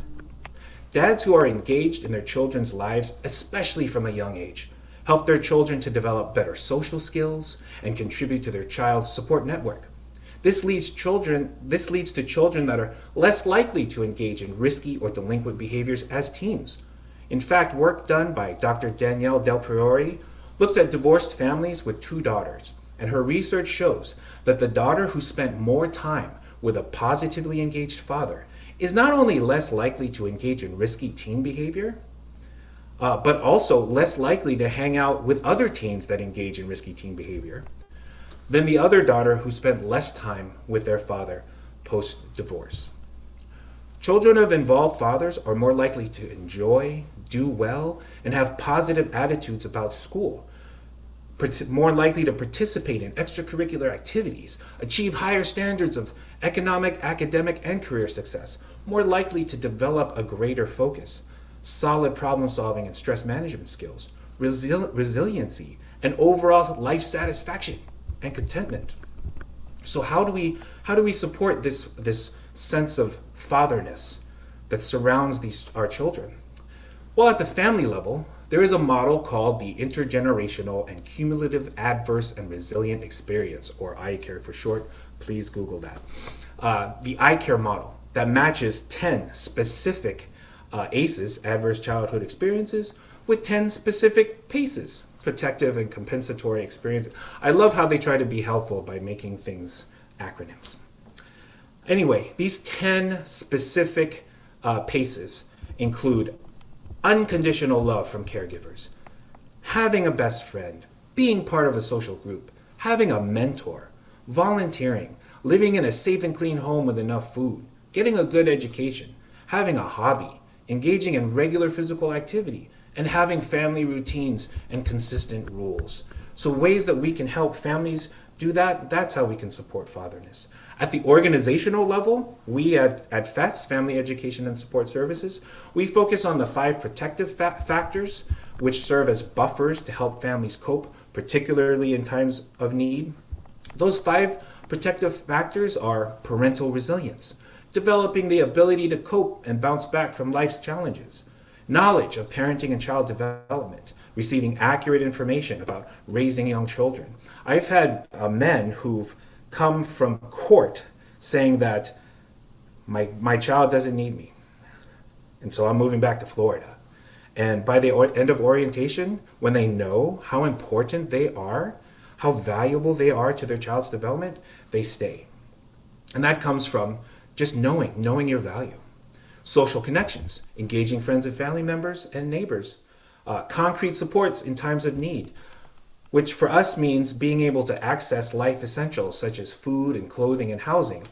And then finally, social and emotional development of children, fostering a child's ability to interact positively with others and communicate his or her emotions appropriately, because their father and their mother and all the caregivers around them are role modeling appropriate behavior. At the state agency level, I sit on the Interagency Fatherhood Council, and we've held multiple fatherhood summits to tackle the question, how to help enhance fatherness. And the list we came up is pretty long, but I'll just do a few of them. One of the things that has been added to the list is training for state agency staff on ACEs, on trauma, on resilience, on implicit bias, and the impact of fathering on child development. Education and training for youth and young men about those topics and also about toxic masculinity and parent preparation.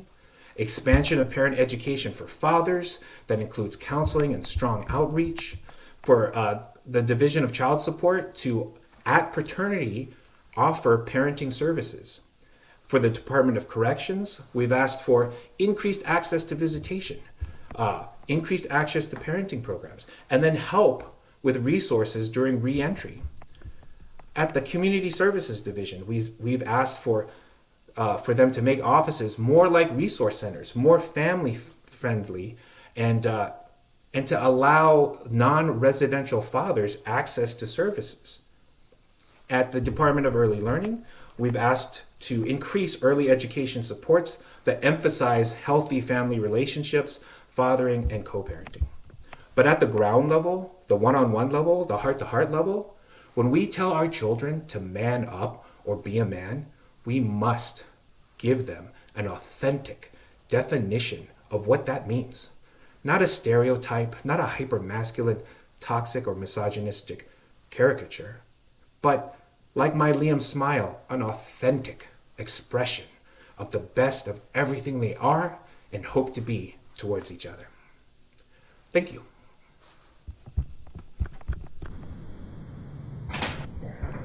Keoki, that was beautiful, lovely, amazing. All of you, it's like a symphony, the way you've woven together these different thoughts and ideas.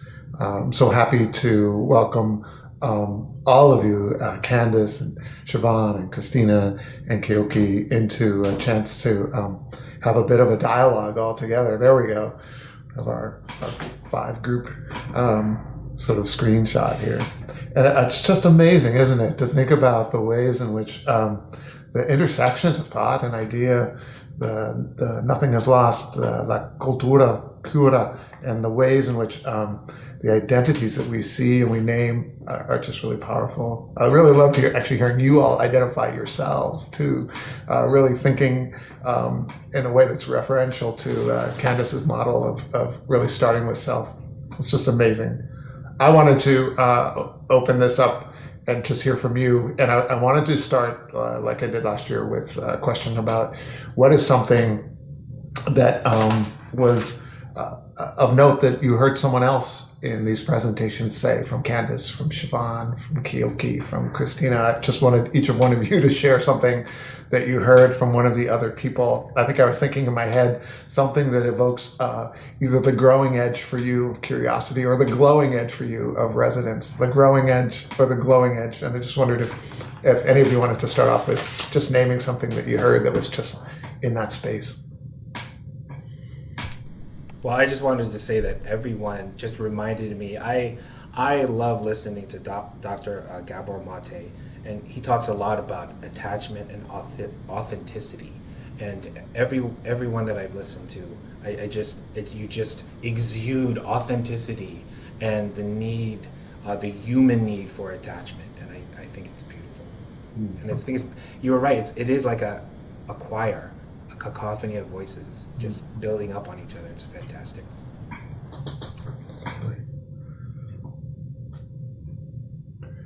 Candace, Siobhan, please. Thanks. There is both this beautiful presence of distinction and diversity and different lenses that everyone has brought here today. And it's so wonderful to be able to see the world and the work through your guys' eyes. So thank you. And in the same way, I see this thread of respect, of how you show up in relationship and in community and in the work, and how that is featured in each one of the steps. From Candace, how you work to really acknowledge and demonstrate the wisdom of culture in communities of color. That mindfulness is already there, that it's already there, and it can be quantified and it can be researched, It's simply, we just don't call it that. But our culture has been healing us and keeping us healthy for so long. We just didn't, we called it something different. So to acknowledge it and to do that work of translating it and elevating it to that level of respect is an act of justice. And it's an act of social justice. So I think that that is just brilliant. Christina, the work that you've done around how to show up in community, how to be mindful and respectful of how you enter, the language that you use, your approach in relationship is just so important of a reminder of how we move and how we engage. And you can see that at every intersection. And Kyoki, the love that you have for your son is this seed of love that is just growing, the seeds of love that all of these other fathers have for their children. And you're right, this relationship is multidimensional, and it is multi-directional as well. And so you heal a child, you heal the parent, you heal the family. It all happens together. Beautiful. Thank you, Siobhan and Kyoki. Yeah, just to piggyback off of what you've been saying, I think actually, Siobhan, your quote has just resonated with me so much. The healing we do for ourselves, we do for our, I believe you said ancestors and our future generations. And I think this quote to me feels like it's been woven throughout each of our presentations with Candace sharing her powerful research, as well as, like you mentioned, the mindfulness work that has naturally been inherent in our communities, especially communities of color. And Kyoki, with your conversation around what's passed down and legacy and authenticity, as well as some of the annoying characteristics. I love the humor that you brought in and how you shared yourself, and all of our panelists, Siobhan and Candace and Dr. Ben as well, just the sharing of yourselves. And I think that goes to just a powerful reminder for those who are here in the virtual space, our providers, our practitioners, that part of the work that is healing is bringing ourselves into the room, not being so distant from, the traditions, the cultures, the ways in which that our clients and our communities and our families are moving through the world. So thank you for bringing yourselves in. I think it's a refreshing reminder. And I think I got goosebumps several times throughout hearing everyone's conversations. So thank you. That's beautiful. Just amazing, beautiful reflections. The only thing that I would add is that I felt and heard and saw just deep love, just incredible generosity and love for people's work and their commitments and the people that they're working with or on behalf of. It was just really emulating throughout from the screen. I can feel it from the screen, the incredible love and honor that everybody is holding as describing their work. That's really lovely. I wanted to ask a question again, just around, I think I was feeling this sense also. There's a question that's a little bit more about you. Christina, especially, I heard you starting to draw this this dynamic of being professional in ways, and its relationship to culture and identity, and the journey that you've taken in holding those spaces in dynamic movement, balance, music. I think I heard Candace, you talk about that too. In some ways, the professional work, not getting in the way of really elucidating the stories and the experiences and the wisdom that was already there, as Siobhan had said. I think I've heard all of you kind of talk about your dances, almost personally, with what you're lifting up and what's been put on your shoulders professionally. Maybe I'm over projecting there, but I just wonder if Christina and others, if you want to say a little bit more about the personal journey of balancing culture and professionalizing, or your role. I'm not sure if professionalizing is the right word, but I hope that's a fair question.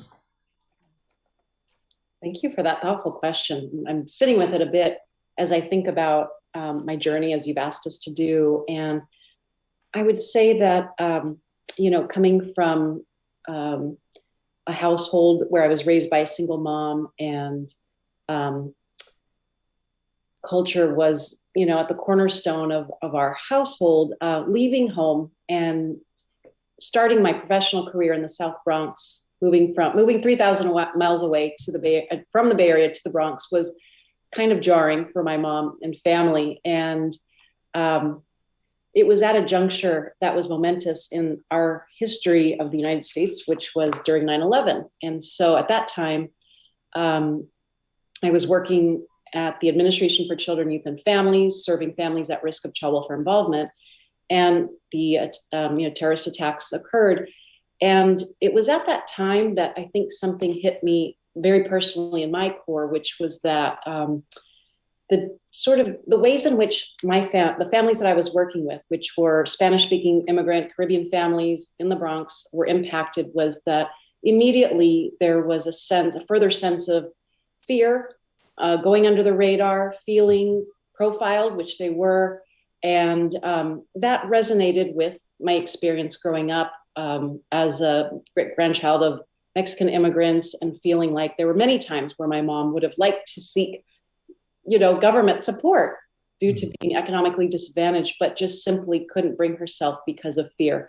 And so I think that moment sticks out to me as one that cemented my desire, passion, commitment to serving families at risk, because I experienced it at my core and knew that I wanted to dedicate my life to making things more equitable, to changing policies, and to contributing, at all levels, ways in which policies can be more equitable. Thank you for that thoughtful question. That's beautiful. Thank you. Amazing. And I think you also clarified the way thinking about this question, sort of our relationship to systems, maybe, and communities and culture is really powerful. And Candace, wondered what you had to think or share about that. That's such a beautiful question. I was thinking about it while also trying to listen to Christina. I think years ago, it may be about 15 years ago, I realized that in order to feel happy in my work life, that I needed to bring my full self to it, that I was doing so much code switching, so much switching in general of my life, that it was hard on me. It was hard on my spirit and hard on my body and my brain. And it was, our professional worlds were changing, and people were saying less of like, oh, your personal life and your professional life, or people. Also, I worked in the field of infant mental health, right? So it's grounded in reflection and awareness. And obviously that a part of that journey was also the diversity informed tenets. And so I realized a long time ago that that was critical to how I was going to be. And also, I remember around the same time, I cut my hair from having a relaxer for like 15 years to no more chemical straighteners. And this is a related story. I remember someone said to me, well, are you going to be able to get a job now without having straight hair? And I remember saying to them, if they're not going to hire me because my hair is not straight, I don't want to work there. And it feels similarly to my full self. If it's a place where I can't be my full self, then I don't want to be there. And it kind of like just grew from those years. And I mean, literally about 15, maybe 18 years ago, I had this thinking. And so I just feel like it is one and the same, that I have to bring my full self into every engagement. So not only work, not only family life, and just literally every aspect of my life. And that's the only way that now I know how to be. So it's and honoring also the fact that it is somewhat of a privilege that I know that my grandmother, whose 90th birthday is today, could not be her full self, who was very worried and still says to me, child, you may need to straighten that hair. And I have to be like, Mima, no, we don't have to straighten our hair now. And so realizing that it's 2022 and I bring this experience of that we have the luxury of having people who are living in a society that's slightly more evolved, that would allow us and make space that, and we can push in and stretch and make space for true authenticity. You're such a vivid descriptor of experience, and you weave story and a tale into the way you share things. It's really powerful. I just wondered if Siobhan or Kelki had thoughts about this and sort of where you navigate, how you navigate. Well, listening to Candace, it reminds me of how people have their expectations of who we are individually. I cannot tell you how many times I've had to tell people, I do not play the ukulele. Don't ask me to. Or, I am not happy and jolly all the time. And when I am being my authentic self, they're upset with me because their expectation of me is to be happy, kick back, laid back all the time. And that's, I don't know if that's a facade or a mask, but that's not who I am, right? And it's getting back to that, being able to just be accepted for your authentic self, and how difficult that can be for a lot of us, yeah. Reminds me also the non-monolithic nature of existence, and the reminder that Christina gave us earlier. Siobhan. That's such an important question. And I love, Candace, that you brought up the code switching.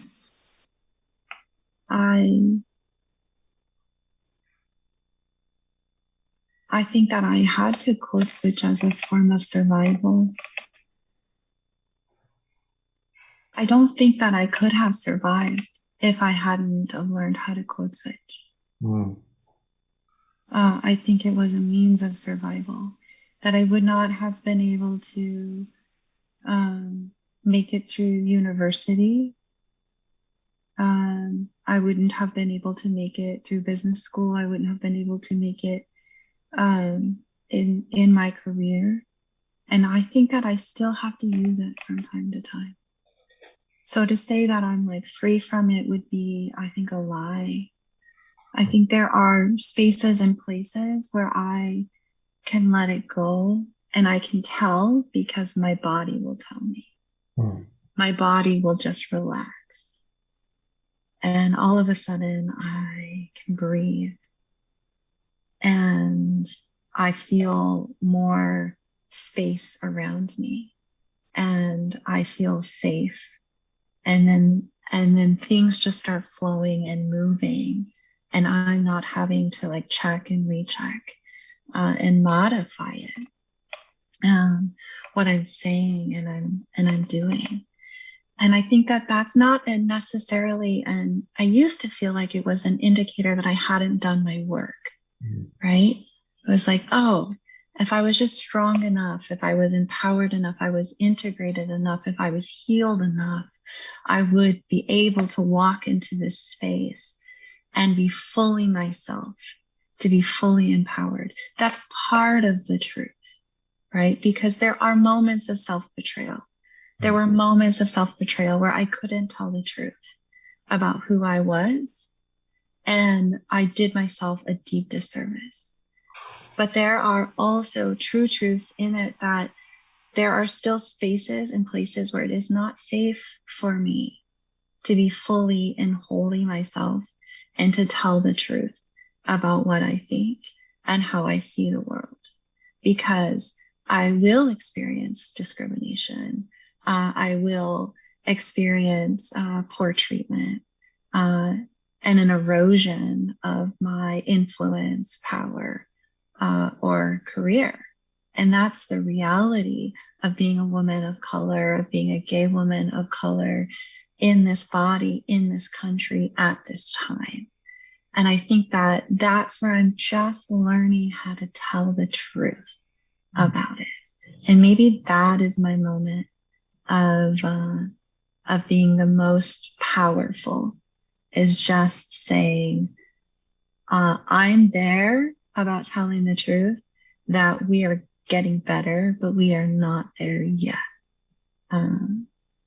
as a community and as a culture. You've all sent me just back, and I'm going to practice some Candace teachings and take a breath because what you all shared, all of you, is powerful. And maybe it's because you've also brought the presence of sons and grandparents and grandfamilies and birthday celebrators into this space. But the heaviness and the realness of what you all shared is really extremely powerful. Where I'm from, when somebody shares something about themselves like that, shares their story, we receive it and really respectfully thank them for being willing to share in that way. And so I thank you all. It was really powerful.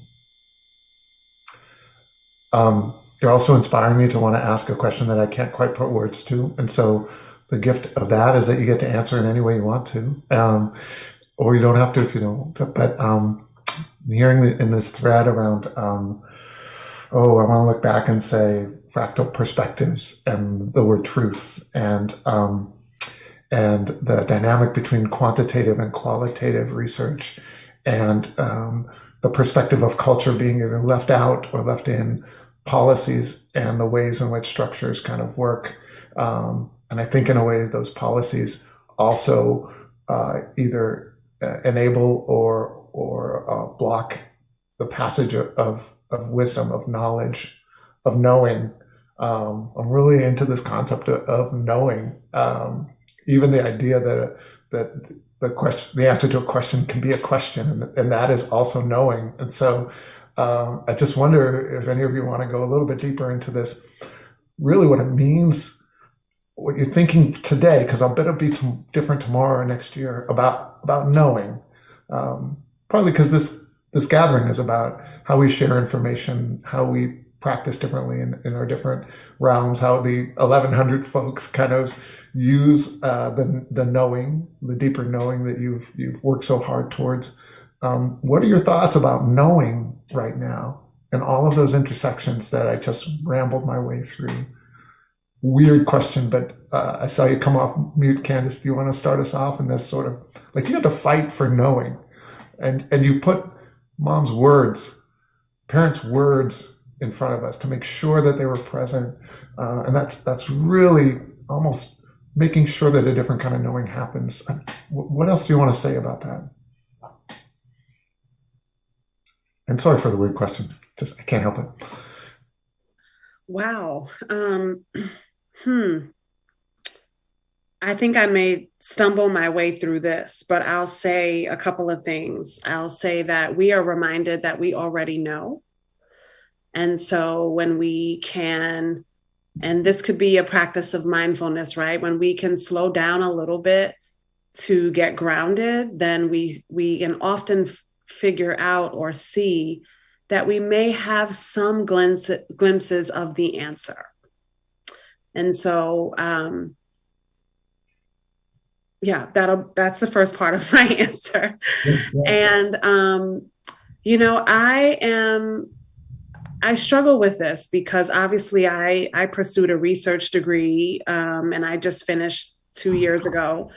And it was a constant struggle with fitting in this world of, I know that our communities know and they have the answers.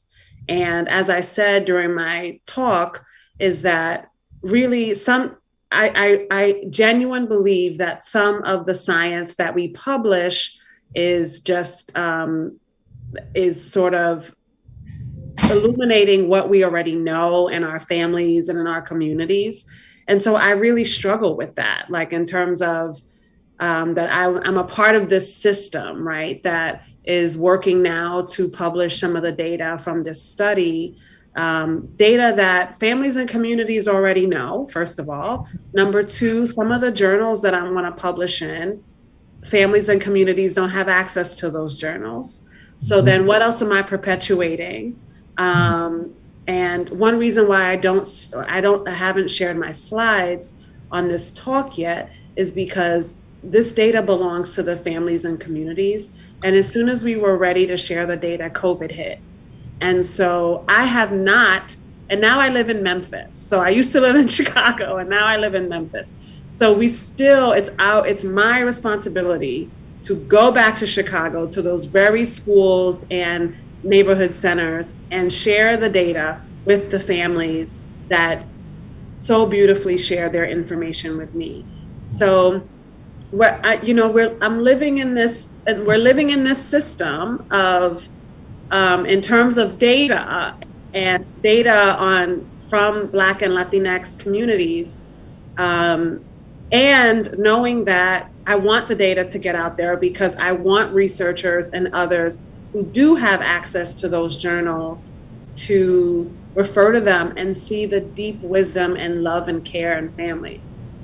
So I think I stumbled my way through to answer your question. If you want to ask it another way. No, that was amazing. Thank you. And I think the honesty of it being a stumble and being a process and a journey and not in one direction, that's amazing. And my admiration for you keeps growing. And Christina, I really wanted to hear from you also about, because it feels like you were such a defender of cultura, of making sure that the full presence of communities shows up in their relationship to people whose role has something to do with understanding. I just wondered about the way you see your work relative to policies and things like that. And I so appreciate that you stand tall for so many people in that way.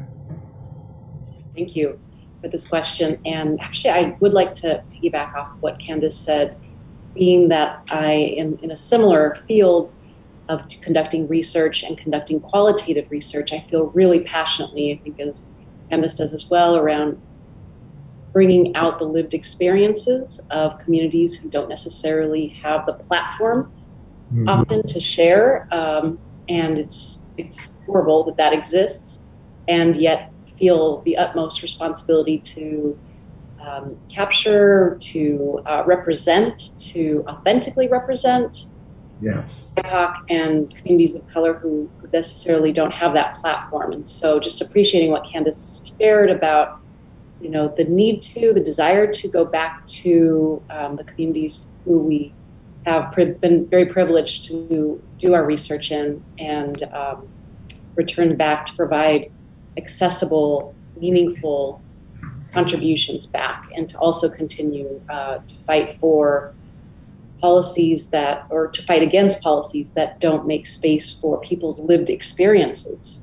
And so in reference to the term La Cultura Cura, I think all of us have spoken to that today, that culture is healing, that culture is crucial in considering how we offer support and care, and that we provide the opportunity for people to bring their true self, their authentic ways of healing into spaces and into work. And so I think that that's something that, I've been able to experience in certain agencies working in mental health. Back in San Francisco, I worked in one program. It's an agency called Instituto Familiar de la Raza. It's in the Mission District in San Francisco, and they actually have a program called La Cultura Cura. And it was just so beautiful to witness the ways in which youth, adolescents, parents felt like they could just breathe and relax, kind of going back to what Siobhan was saying, when they entered that space, because I think that from what they shared, they felt embodied, they felt mirrored, they felt reflected. And so that experience is something that I hope that we can continue to embrace and foster and promote in the work that we do. Beautiful. Wonderful. That was a beautiful, two beautiful answers to a really messy question. And that's what I love about relationship and communication, that find a way through it. I certainly, if Shavana, Kyoki, you want to add anything? Or I can ask another question that'll be just as stumbly and mumbly, but could be fun anyway. Yeah, I can perhaps add to that, and I'm sure Keoki's got something to add as well. I think when we talk about research, qualitative and qualitative research, when we are talking about policy perspectives, when we're talking about systems, whenever we start to dig underneath that, what we're really talking about is power, and how that power moves, and how that power influences, and then how do we influence and shift that power. And so when I'm thinking and I'm looking at that and I'm holding it, I find that we often end up in these misdirects that send us away from ourselves in deciding and figuring out what the truth is. And the first misdirect away from ourselves is biological. We have all of these senses, all of our 5 senses, our sight, our sound, our touch, our taste, and our smell is taking everything in from outside. And so we're pointed to the outside of us. And so we're not programmed biologically from that perspective to be constantly looking inside. And so if we don't have a culture that's teaching us to be mindful, to be grounded, to be centered in who we are, then we end up always seeking the truth and seeking information from outside of our bodies and outside of who we are. And then the second misdirect is if we are accustomed to living in a traumatized culture. And when the nature of trauma is disembodied and is to decontextualize. And so when there's trauma, it separates us from our bodies and us from ourselves. Right. And we no longer have access to that center point of connection. And when we have both of those come together, we start to lose trust with ourselves. We don't know how to access that information. We don't know how to trust ourselves. And so then we defer to others to make decisions for us. And we give up that agency. And then those systems and that power really believe that it's their job to make those decisions for us. And we believe it too. Right. Right? Because we've been biologically and culturally and traumatically conditioned to believe that. And the systems have been designed and created and live with that spirit to reinforce that. And when Candace was talking, Christina was talking, and you, it reminds me of this teaching we have. We have a way that we pray, and we create a structure, and we sit in it, and it brings both the energy of the kind of cosmos together with the energy of the earth together. Centered in it is your body, and you become the portal of all that is wisdom from your ancestors, from all of your future generations, from all of those pieces, because the true truth for you and who you are and what you need to know comes from that embodied perspective and connection with yourself. And in that way, the deepest healing is in the trauma work that we do in ourselves, doing that, centering that first, and then living that out in the work that we do as individuals into that system. Wow. Thank you. I feel like you pulled so many themes and threads together in that comment. It's really powerful. Keoki. Yeah, I agree. When Siobhan was talking about power, in my mind, I was thinking about the gatekeeping that persists between the knowledge in it, knowledge in the form of research, but also policies and people's access to that. And then that led me, like you were saying, so many different directions. It led me to remember how in my parenting classes, I talk a lot about that interconnectivity that Siobhan was talking about, that we all were talking about earlier. I have a lot of situations where parents will say, my kid is doing that thing and I don't know what's going on over there. And I have to tell them, it's not happening over there. It's what is your relationship? And it's kind of like what Siobhan was saying, where people are looking outward and not realizing the inwardness of all these things, right? In that context, what is the parent contributing to that situation? You know, what perspective did they bring up, and how is that affecting their child? So, one of the things I talk about in class is, for the most part, a lot of times, our children's behavior is a reaction to the parenting style they're under at the time. And so if you want to see, if you're, instead of, saying what's wrong over there, it's like, what am I doing? Or how can I make that better? A case in point, I had a parent who said, my daughter is a brat. I go, what do you mean she's a brat? He goes, like, she knows exactly how many times to ask me for something before I give it to her.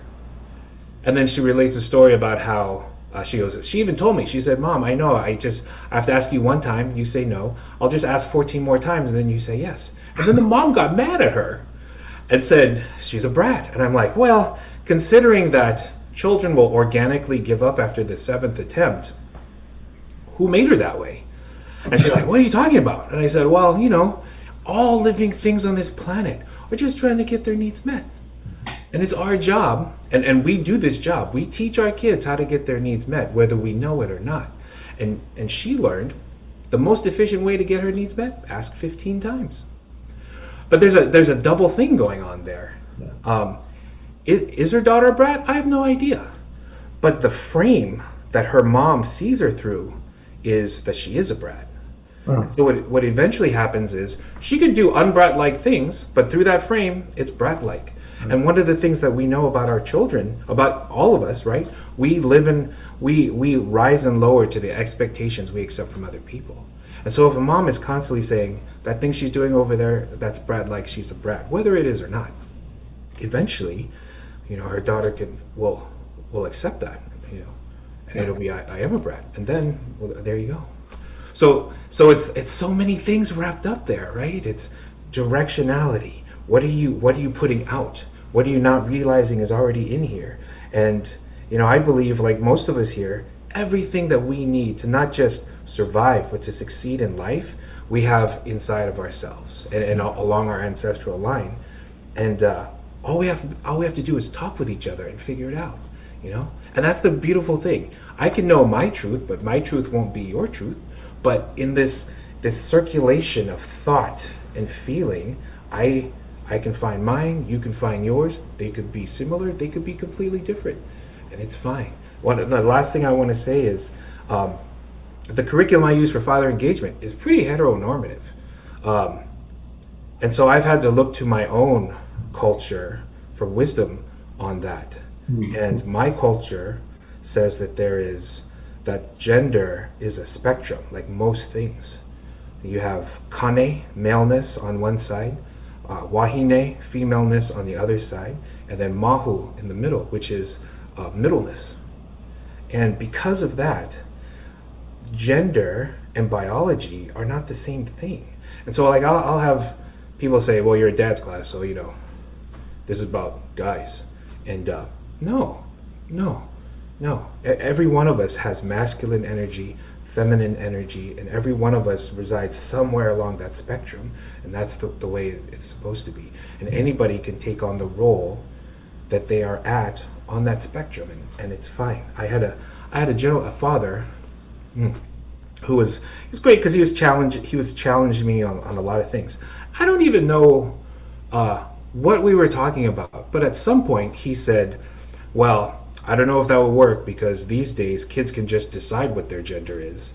And I was happy that we were in a place, this goes back to that when I was talking about, what a clear definition of what be a man means. Mm.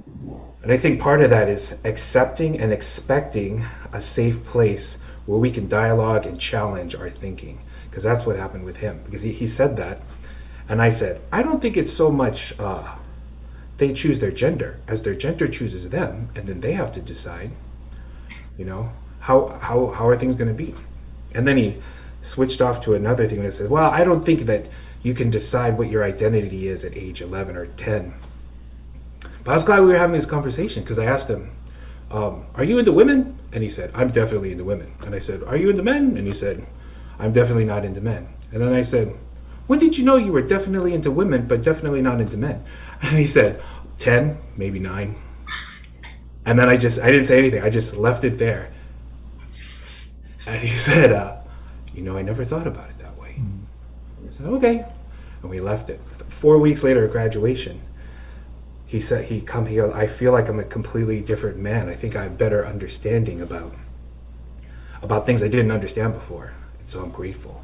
And that's what I feel like we're doing, you know? That's what I feel like we're doing. And just to end it on there, one of the best experiences I had in my class were having these really great, authentic discussions. And a dad says, we're talking about what it means to be a father, what it means to be who we are authentically. And I realize in order to be the best dad I can be, I need to be more like my wife. Mm-hmm. Yeah, and that was good. Thank you. You've been bringing this other theme forward and evolving it in a way around its identities and its roles, but those roles are not necessarily tied to any particular person or any, and they move over time. You've all been sharing sort of about how your own identities have been evolving over time, how you're watching that happen, and I think there's a really powerful self-awareness there and a lot of learning that you've seen from other people. Identities and roles. It's really powerful.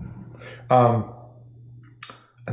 the sense of understanding strengths is also a really powerful theme to me. I hear it show up in so many different ways. I kind of love a relationship to land and environs, whether it's part of an internal continental migration, displacement, a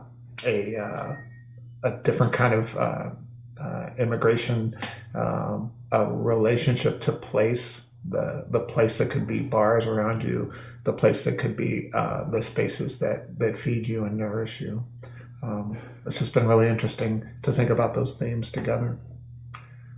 And it still makes me come back to the idea of strengths. And I wondered if you all might want to share a little bit more about what strength means to you. And I'm being blatant and wanting to ask you to talk about this in a way that folks from other places and spaces and perspectives might not be as familiar. What is strength that is underappreciated by our overdominant systems? What does strength mean to you from the communities that you exist in and serve? I just wanted you to say a little more about strengths that you would like others to understand. I think I can start us off. In my work with Latinx grand families, I often have heard that they feel, and I don't mean to speak for them, but I'm sharing the words and experiences that they shared with me, which is oftentimes grand families can feel a bit overlooked, let's say in institutions like schools where administrators might refer to people as parents only and not think about grandparents as caregivers. Right. So one of the things that an agency that I've done a little bit of work with in Texas, their name is Texas Grandparents Raising Grandchildren, has spoken about is the advocacy work that they do, which is that the executive director there, Mercedes, she implemented support groups, or she asked the community themselves, which were made up of Latinx grandparents, to have coffee and pan dulce, bread, and to speak about their own experiences being grandparents, raising grandchildren. And so It first started off in, I think, in a cafeteria. She asked the schools if they could have a space there, and they met a couple times, and that grew to more times, and that grew to actually more schools. And now the practice of having grandparents meet with each other, it's facilitated by a Spanish-speaking grandparent herself, and just offer wisdom. What is going on? How is it in your household, being a grandparent, raising several grandchildren? What are your strengths? How are you learning about this? How are you keeping resilient throughout all of this? The pressures, the stressors, the economic barriers, all of it. And so I guess I just want to highlight the idea that convening in groups, convening with one another, being in connection, being in collaboration is a huge strength that our own communities are used to doing. We are collectivists by nature. And so drawing upon strengths means being with one another and sharing and offering support. And so I think essentially that's just what I want to share is strengths come with being in collaboration and connection. The more that we can do that and foster that as providers and practitioners, I think the more that we can enhance strengths within each other and in our communities.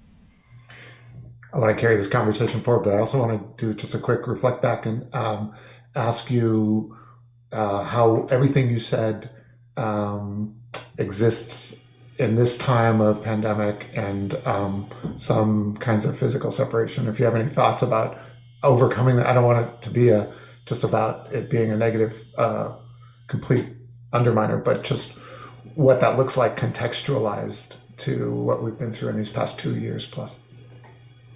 Yeah, thank you for that follow-up. I know that, group work is powerful work, and it still can happen virtually, not in the same way, of course, and certain folks are disenfranchised with digital stressors, absolutely. I think when agencies are able to provide spaces that are safe and outdoors, or are in virtual formats where they can provide either hotspots or accessibility to folks who wouldn't have that kind of access, I think those are ways in which people can still convene. It's something that I think agencies and policymakers and designers need to think more about. But the power of being in touch, even by phone, people are very innovative and creative. And so I think we can continue to think about ways, even in the pandemic, to still be together and share space. Thank you. And just would love to hear other thoughts. I wanted to reassure you also, I got permission from some amazing Uber higher power in the ether that we can continue talking for at least 10 more minutes if that's okay with you all. If anybody needs to drop off, of course, also please do. Anybody else want to talk about just carrying our 1,100 people further into the space of strengths, the space of space? I just loved Siobhan's sort of constructions of actual structures in order to hone and focus strength through bodies. It's just amazing. What else do people want to share? And if you have a context related to this pandemic time, I'd love to hear that too.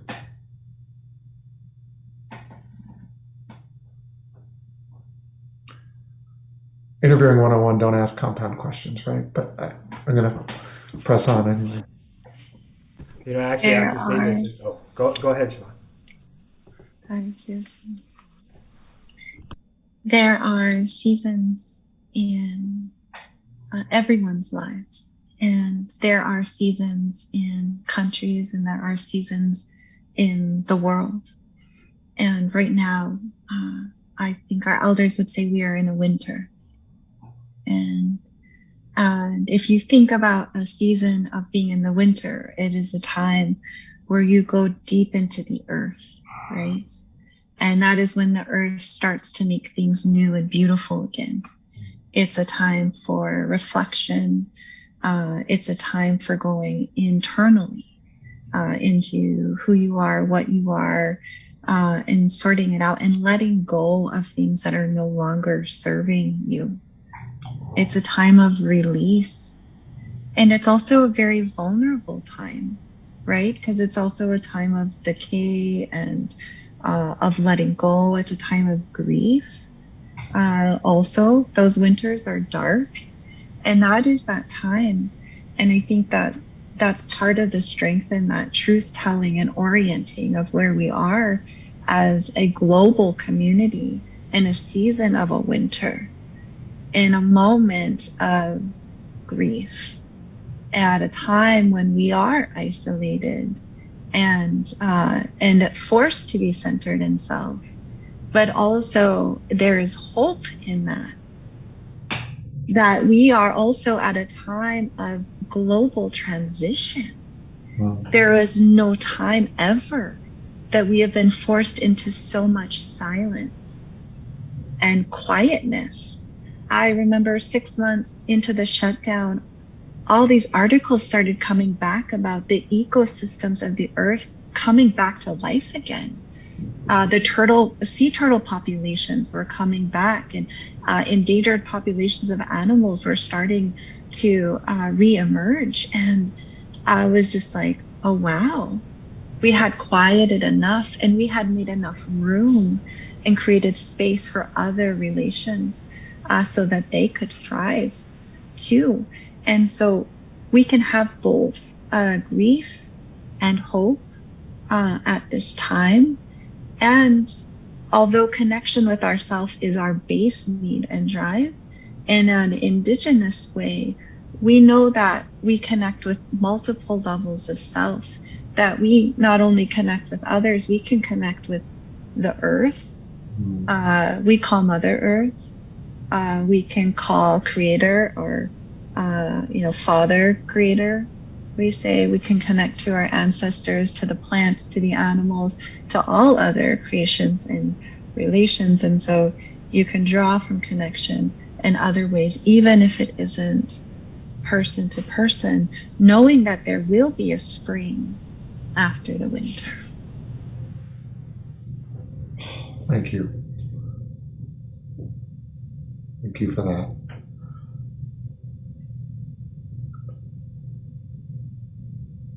Turkey, I know you're about to also share as well.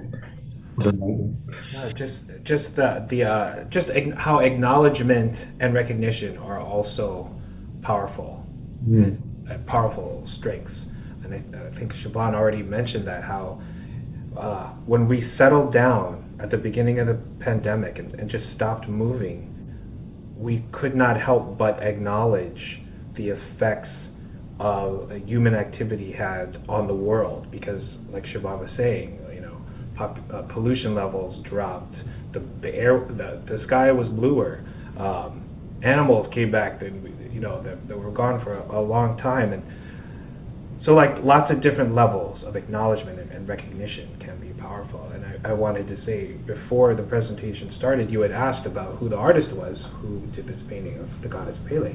And I think I was not in the right headspace because I couldn't remember. But it's an artist that I've known like my whole life. I grew up with images that he painted, and I just wanted to acknowledge and give him his propers that this is the work of the artist Herb Connie. Thank you. Thank you. Spaces, the things around us, our relationship to them. That's beautiful. Candice, I wondered if anything you wanted to share around this idea of strength building. I had this underlying question also about whether mother-to-mother strength was happening in your research, because you were bringing them together to speak with each other. And just anything else you wanted to say about strength and how it relates maybe to this time we're in as well. Well, I was thinking of two things. I was thinking that what we know both from the pandemic but from our lives is that for many of us, strength shows up in adaptability. And so needing to adapt to new contexts, circumstances, pandemics, and other ways in which we have to adapt as a mammal and as a human and in this context.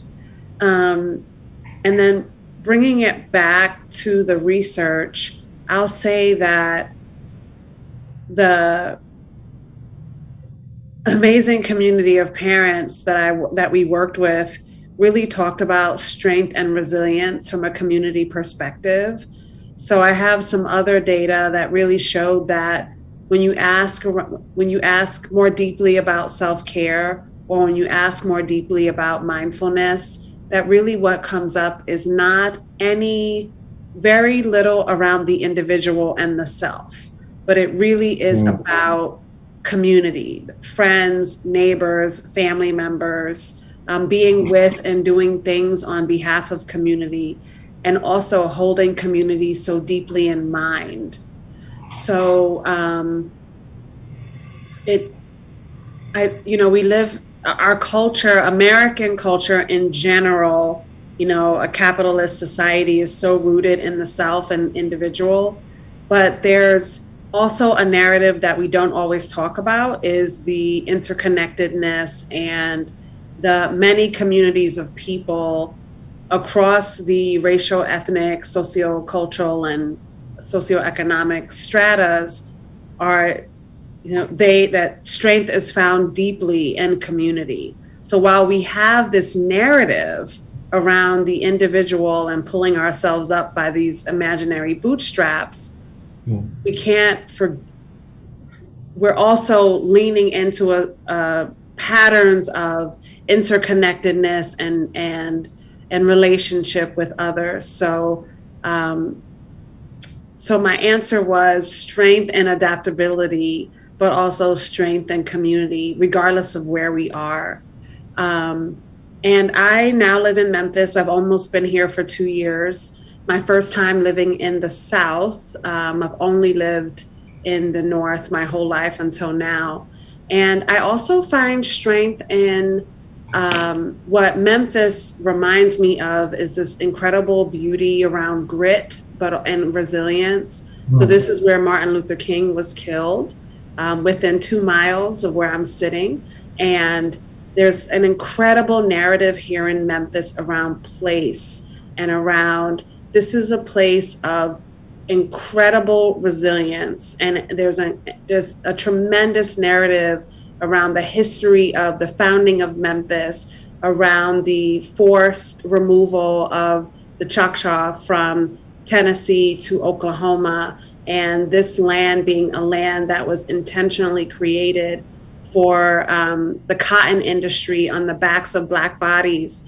And so this being in this community now, I'm learning and seeing more around the strength in the historical narrative around resilience that is so much more potent for me now because I've never lived here, obviously, and so I'm seeing that as well. You are weavers. You are all weavers, and you make some beautiful tapestries, and you remind us not only of who we are but how we're connected. I love thinking about the opportunity to smile when I get a question in a response to a question. I love pulling the theme and imagery of La cultura cura and how that has shown up in just about everything we've talked about. I love the mathematically mind expanding way in which you've reframed the idea of knowing and knowledge and time even as a very different construct. I love the presence of so many people even beyond the 1100 in this space that you've made room for and invited and created a real presence out of. I love the sense of simultaneity of struggle and harm and joy and resilience and buffering, and the ways in which that is built into our beings, who we are, how we exist, and how we move through the world. You've all done amazing things. I expected this to be an elevated conversation, whatever that means to anybody out there listening, but I think you've taken it to a space that is really just unbelievably remarkable and powerful, and it has been a feast. And I'll continue to be thinking and contemplating. I'll probably be zinging a bunch of emails back and forth to you about a follow-up question about the thing that you said that had me so curious to learn more. I hope that you have people around you who are taking good care of each and every one of you. You're so treasured in so many ways. I hope that you're finding your spaces for joy. I hope that you're making sure that your children's smiles stay as wide as they possibly can be, and I hope they make you smile too. I hope we laugh at ourselves when we stumble, and we smile in the times that we struggle as much as we can. I hope that what you need comes to you, and I hope that if there's ever anything that one of us can do for each other, I hope none of you will hesitate to reach out, at least to me. I want to say thank you, and really welcome us into closing this session reluctantly. And I'm going to, I think technically we're going to have to just say goodbye for now. And I'm going to welcome Victoria back for some final wrap-up words. Thank you so much. It's really amazing. Unfortunately, we can't all be together on the screen. For our audience, I can see Ben and Candace and Siobhan, Christina and Keoki. You can't right now, but I also want to say thank you so much. I feel elated, and I also feel like I can go to sleep for 5 hours and then wake up and think about all of this that you've talked about. And I have a feeling that some of you are feeling the same way. Each presentation, each person was so different, but I think what we heard was so informative, so inspiring. And here's my cat being so inspired, just jumped up, moving. But I think the words that really come to me is so generous. Thank you so much for your generosity today. Ben, we started talking months ago about abundance and joy that coexists with grief and difficulty. And we started talking about the duality. And I think that's when we started talking about the Sankofa bird. And I think we did it. I think we got to both sides. And thank you so much for the conversation that you moderated. It was extraordinary. And it's really hard to close the day, I think. But I take solace in the fact that this is a semicolon, not a hard stop, not a full period. I know we're going to be continuing, and I know that I'm hearing from some of our audience members now that they're talking to one another. They want more, and they want to engage. So we're going to find a way for that. Thank you so much.